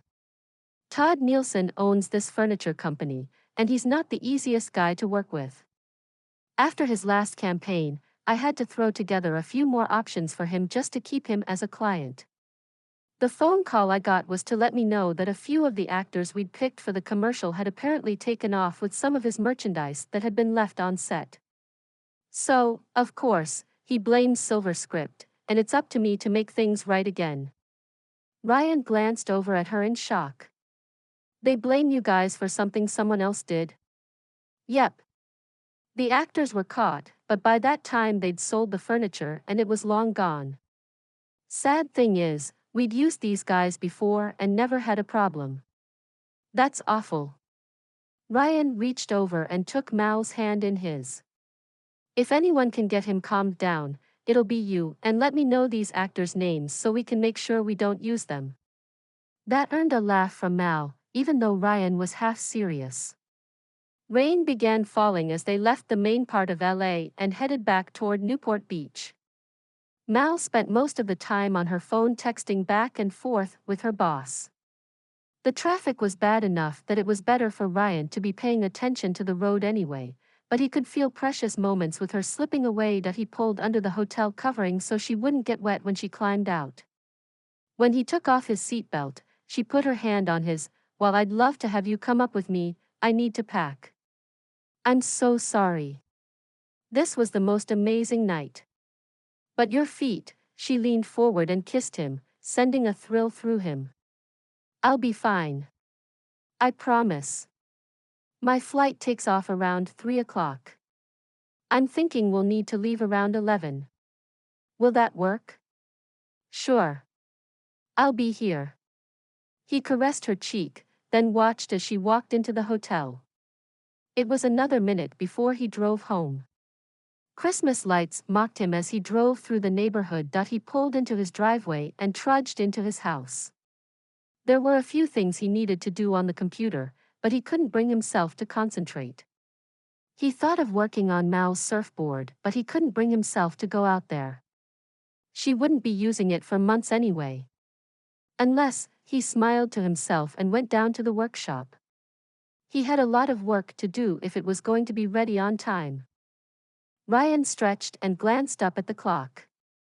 He'd worked until nearly 3 in the morning before climbing into bed, only to wake up early to keep going. He'd attached the fin and inspected every inch of the board, just to make sure he hadn't missed anything. And if he didn't leave soon, it would be too late. He grabbed 2 wetsuits from the closet and shoved them into a bag, along with towels, food, and water shoes. He made sure the boards were secure, then climbed in and headed for the hotel. It was 3 hours before he was supposed to be there, but he wanted to make sure they had plenty of time. Ryan nodded toward the bellhop and took the elevator up to her suite. The steps had become so familiar to him over the last few days. Her trip had been too short. He needed more time. He knocked, and a few moments passed before she opened the door. Her hair was up in a messy bun, and she was in sweats, but she looked just as beautiful as always. Surprise flashed across her face, followed by a grin. I think you're a little early. She stepped aside so he could walk past. Mal's suitcase sat next to the door, making Ryan's heart sink. It was really happening. Maybe he was a fool to push this. He glanced around the rest of the suite. Figured we'd get an early start in case traffic is bad. You're done packing? Yep. Just have the last few things and then I'm done. I couldn't sleep last night. She turned away quickly. I'm just finishing breakfast. Then I can help you load everything. I'll just grab your bag while you eat. Is this all of it? Ryan picked up her suitcase. She nodded, studying his face. Are you sure you're okay? Yep. I just figured I'd get this done so we could spend a little time together before you leave. Oh. Okay. Yeah, that's the rest. I'll be done by the time you get back up. She sat back down at the table, and Ryan left the hotel room. It was a tight fit to get her bag in the car, especially with the boards, but he finally managed it. He jogged back into the hotel and met Mal at the elevator. You took a while, so I figured I'd come down and see where you'd gone. Mal didn't meet his eyes. I just need to check out and then we can leave. Ryan cringed. He'd wanted to spend time with her, but his rushing had just made it seem like he was trying to get rid of her. Not the impression he was looking for. He stood with her at the front desk and made sure they charged his company for the room, and that the rest of the reservation was cancelled. Ryan took Mal's hand as they went out to the car. She gasped when she climbed into the car and noticed the two boards. What's going on? She reached up and touched her board. Nothing. Ryan grinned and drove toward the beach. I can't go in the water, remember? My feet are all messed up. Ryan rummaged through the things behind him until he found the water shoes. These will keep your feet dry and protected. And here is the rest. Mal stared at the wetsuit in her lap, a smile slowly forming. You're going to teach me to surf? As much as I can in a couple of hours. Ryan found a parking spot next to the bathrooms. Just make sure to keep your feet clean until you have them in the booties. I'll grab the boards after I'm changed. Ryan stared out at the ocean, waiting for Mal. The weather was cool, but the waves were perfect for teaching her. I'm not sure this fits like it's supposed to. Mal laughed from behind him. He scrambled up and wiped the sand off him. It's perfect. How are the booties? Snug. They pinch my feet a little, but they'll be fine. Mal took her bag to the car, then returned. Her limp was less pronounced that morning. Okay, so what do we do? Ryan picked up the boards and walked toward the water. We practice on the sand first, and then you can try it in the water. He showed her how to paddle through the waves, then how to quickly pop up to standing. Ryan made sure she had it all down before he was comfortable even having her try it. The wetsuits kept them warm as they waded out into the water. Waves crashed up against them as they moved out farther. Ryan took in the solitude that he loved so much. Okay, I think we're good here. He checked the strap around her ankle. Ready for this? She nodded, her eyes dancing with excitement. Let's do it. Ryan watched for the right wave. Being out in the water performed its magic as he felt himself relax. He couldn't control when she left California, but he hoped he could get her to come back. Okay, this is it. Paddle and stand. Go. Mal paddled forward, doing what he'd taught her. She stood and immediately fell in when the wave caught her. He paddled over to where she'd gone down. She came out of the water laughing and blinking the water out of her eyes. I'm guessing that wasn't supposed to happen. Not really, but get used to it, because it'll happen again before you get it right. He held out a hand and helped her back onto the board. Over and over she went up and right back down. Each time she would come up laughing, ready to go again. Ryan watched the sun climb higher in the sky and knew his time was up. He wanted to push it down, tell time that it wasn't supposed to move so quickly. I think we need to head to the airport. Ryan's voice cracked, and he hoped she'd think it was because a wave hit them just then. She simply nodded and glanced back at the incoming waves. One more. Ryan chuckled. Okay, one more. We'll go together. They scooted apart, waiting for the perfect wave. As it came closer, Ryan paddled forward, jumped up at the last second, and rode the wave in. He glanced around to find Mal, and his eyes widened when he saw her only a few yards away, staying up on her board. The joy on her face was worth all of the work they'd put into it that morning. The ride ended too soon, and they paddled the rest of the way in. They were barely out of the water before Mal threw her arms around his neck, pulling him into a kiss that took his breath away. And time did stop then as they stood in their embrace. Just for one perfect moment.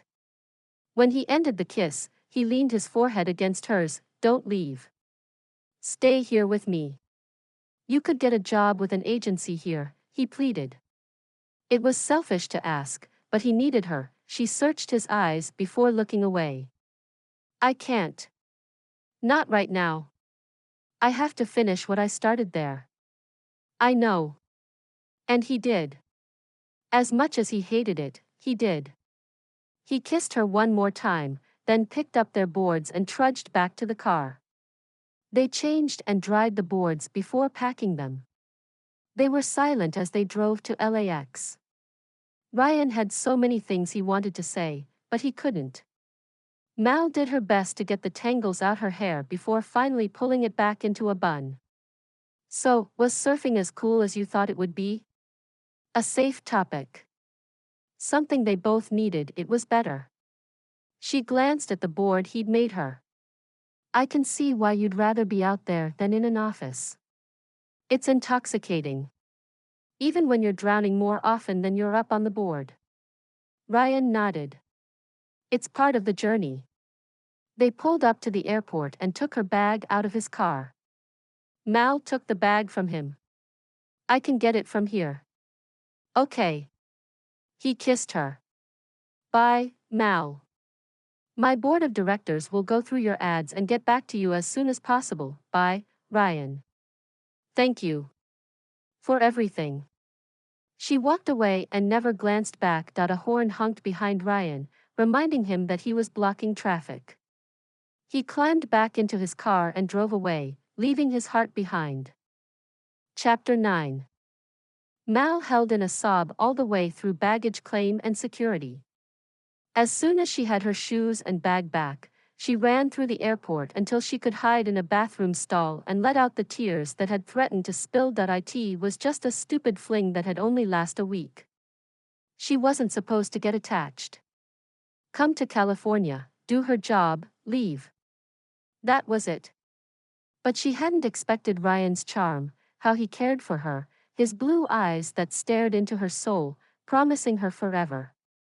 After she'd calmed down, she wiped her eyes and composed herself so that she could leave the stall.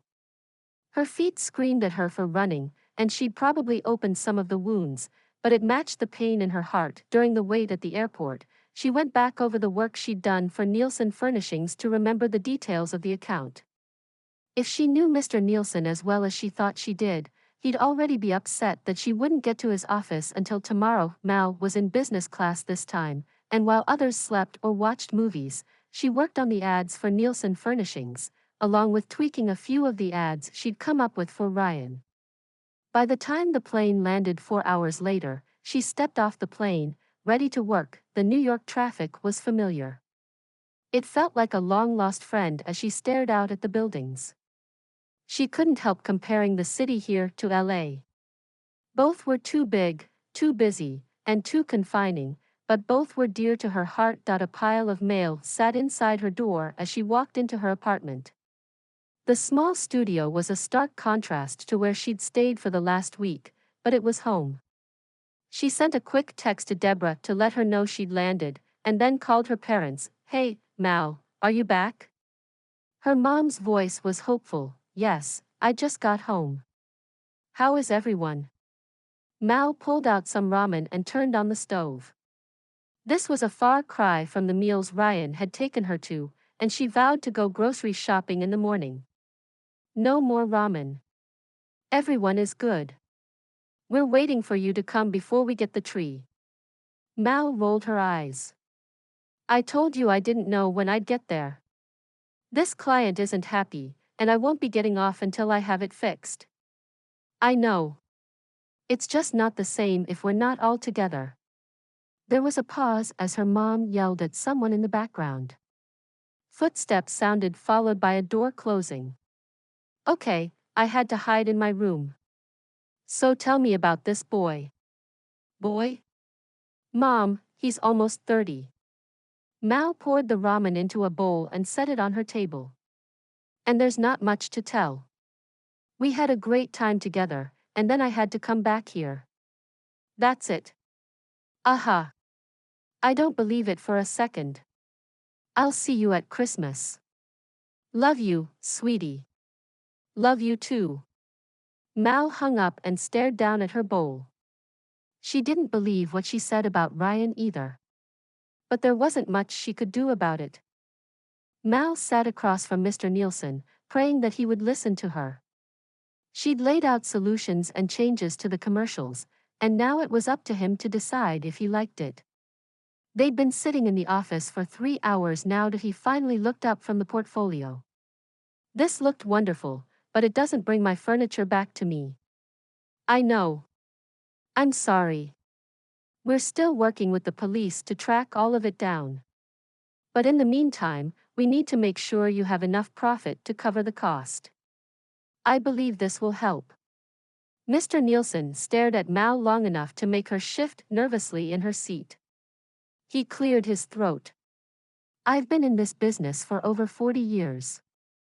All but 2 of my children went off to do other things with their career. One of those 2 have passed on, leaving one son to take on the company when I stepped down.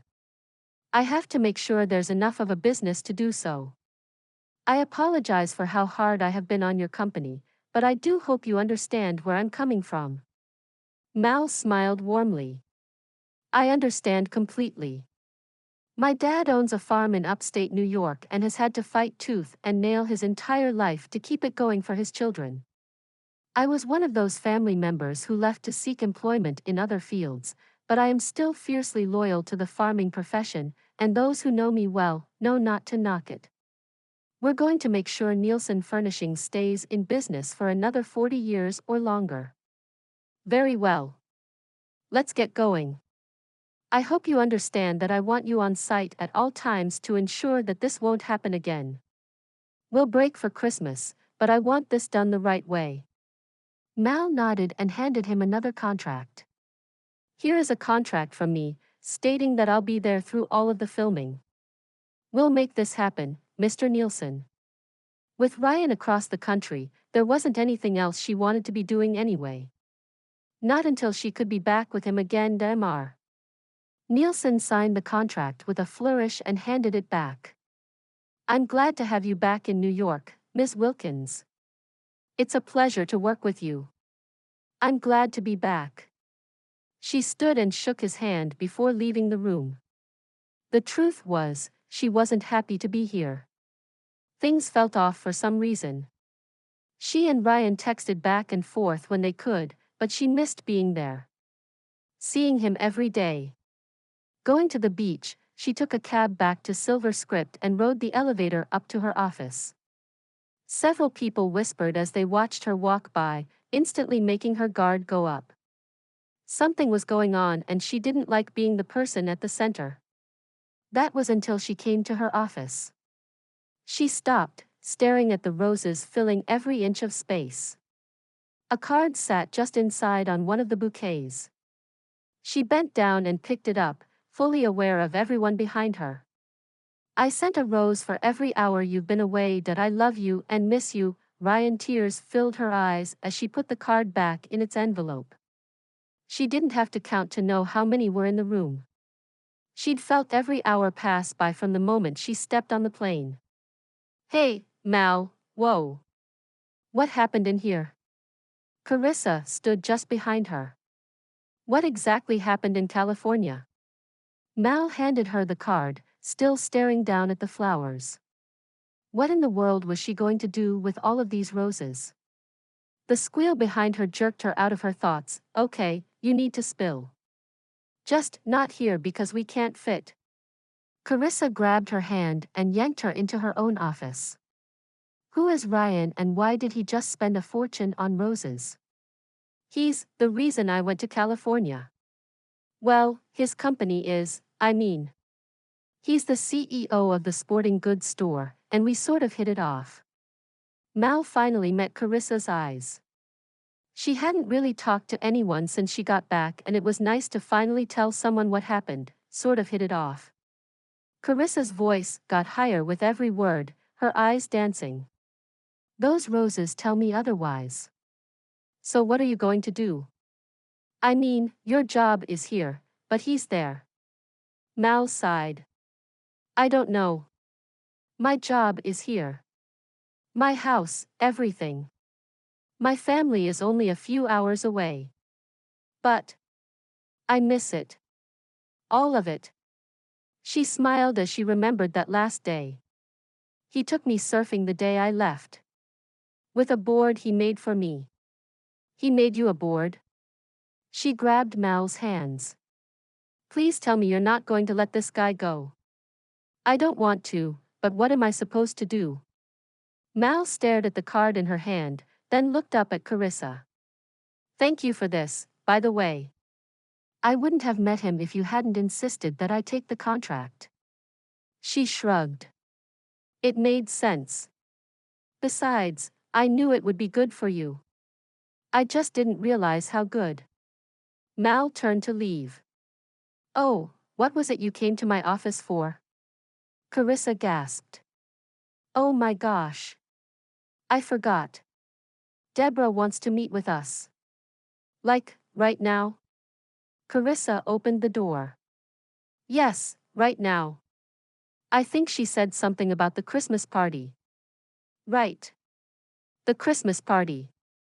She was supposed to be gone for this.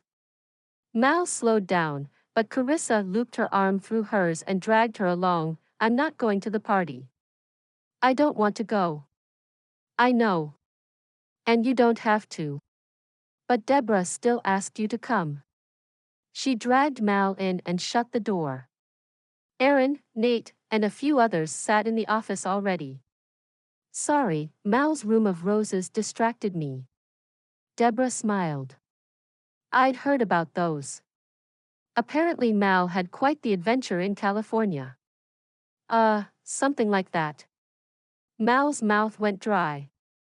She couldn't help feeling guilty dating the guy she was supposed to be advertising for, but then Deborah had just married someone from a clothing company they did advertising for. Deborah continued. David wanted me to call a meeting with the top agents and let you all know we're expanding the company, which means potential raises and promotions, along with some expansions within the company. He hasn't given me specifics yet, but what I do know is that he'll be announcing the changes at the Christmas party. She glanced over at Mal. I highly recommend you all attend, even if you normally don't. Mal could feel the walls closing in. She'd managed to avoid the party the year before, but it sounded like she'd be going this year. Carissa shot a sympathetic smile over at Mal, but said nothing. The others buzzed with excitement as they left the office, but Mal headed straight for her office. Going somewhere with a lot of people, even if they were people she worked with every day, was enough to send her into panic mode. She needed space. Except her office was filled with so many roses that they mocked her. She took 2 of the vases and handed them to coworkers. Merry Christmas. She smiled and went back to her office to get more. She continued this until she was down to 1 last vase. That one went on her desk next to her computer. The roses were red and orange, reminding her of a sunset. She breathed in the fresh rose smell and forced herself to relax. The party was a few days away, so she tried to stop thinking about it. Mal pulled up the programs on the computer to work on the Nielsen account. She'd promised that she'd be on set, and there were still a few things she wanted to tweak for the script. Mal glanced at her phone for the millionth time. She was supposed to be at the party in 2 hours and she was stuck at a studio for a commercial shoot. Never mind that she secretly hoped they'd go over. But it had been shooting since 8 that morning and everything seemed to be going wrong. Cut, the director called out yet again. He left his chair to give suggestions while the crew got everything back into place to start again. Mal grabbed her phone out of her pocket when it buzzed. It was another message from Carissa asking if she was coming to the party. She typed back that she was still at the shoot and put away her phone. Mr. Nielsen stood to the side watching the shoot.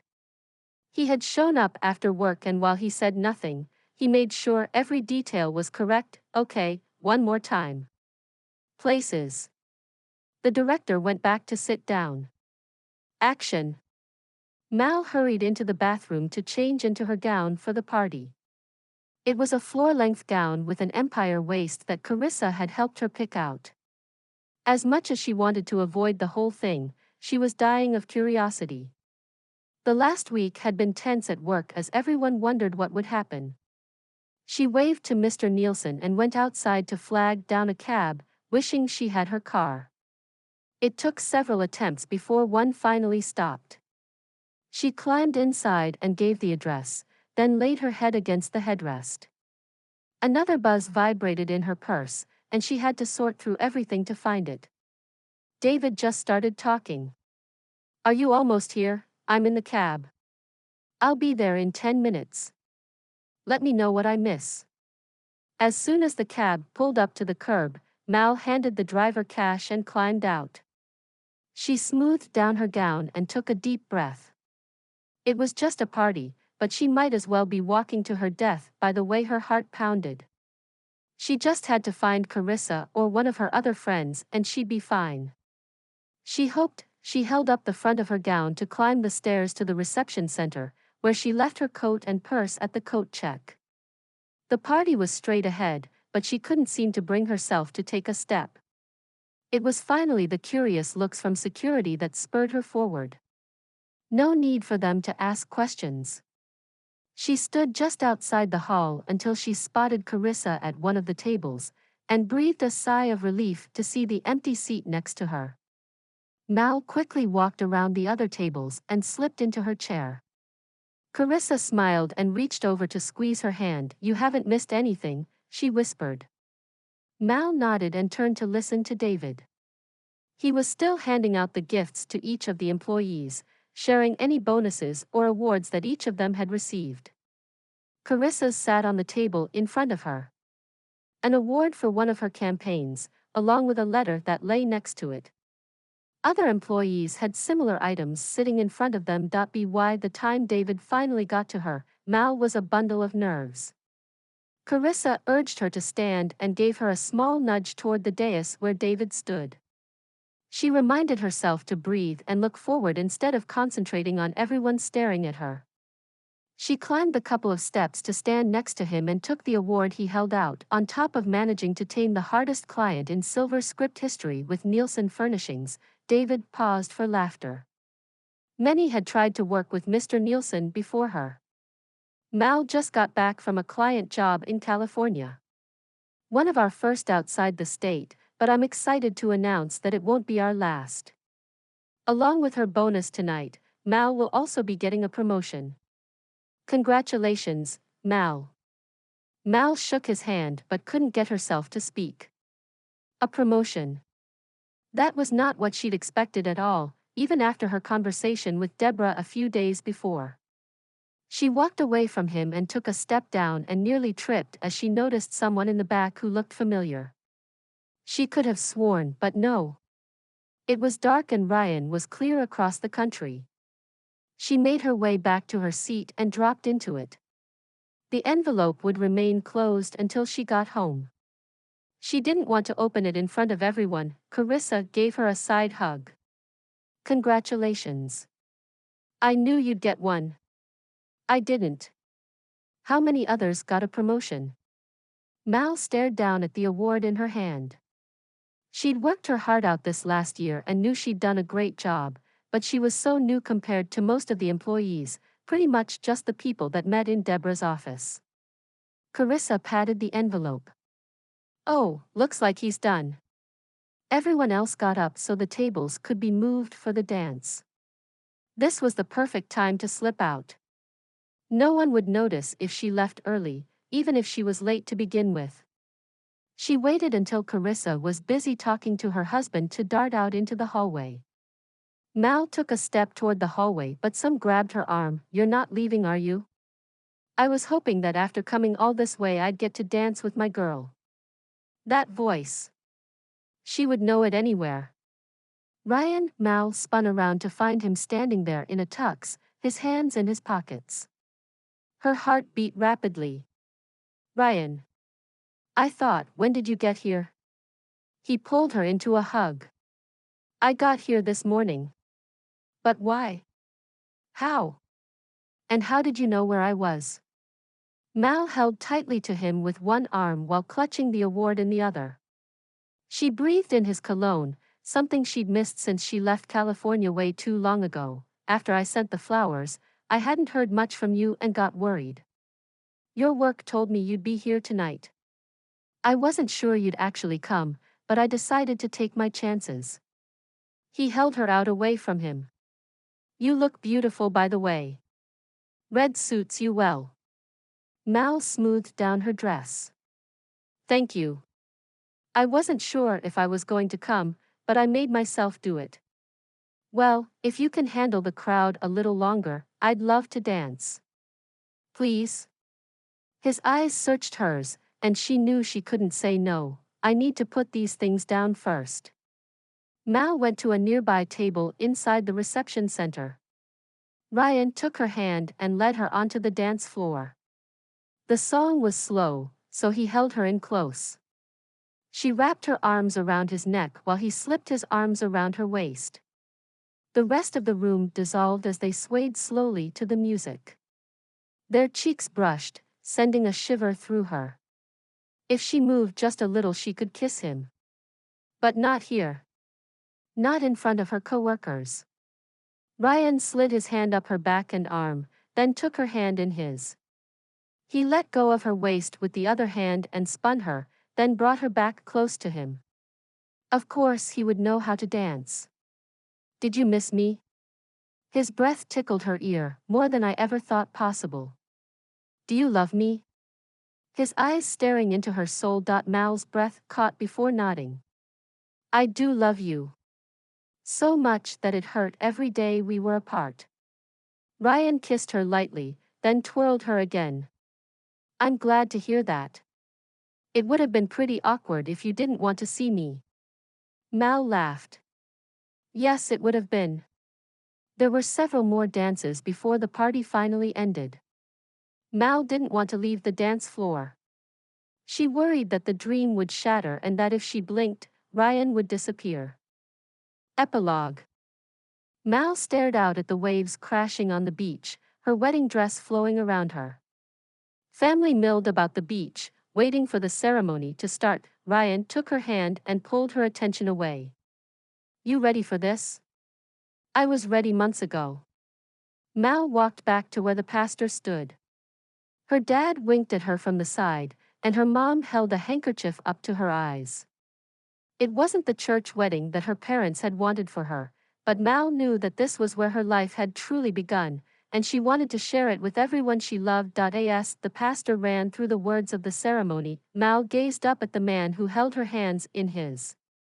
Next week she'd help open the new office for Silver Script here in LA, and the chapter of her life back in New York would end. Ryan Jones, do you take Mallory Wilkins for your lawfully wedded wife, to live together after God's ordinance, in the holy estate of matrimony?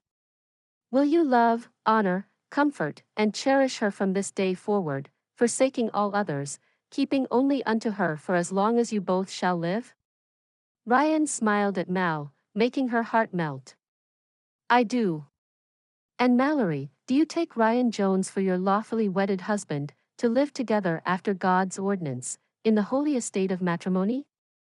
Will you love, honor, comfort, and cherish him from this day forward, forsaking all others, keeping only unto him for as long as you both shall live?" Mal nodded. "I do." "May we have the rings?" The pastor waited for Mal's niece to bring the rings on a small pillow. She seemed to care more about the sand between her toes than the rings she carried. Her mom hurried forward and guided her the rest of the way. Ryan chuckled as he took Mal's ring and slid it on her finger, then held out his hand so she could slide his ring on. "You may kiss the bride." It was then that the panic started to creep up on her as she realized she was now married.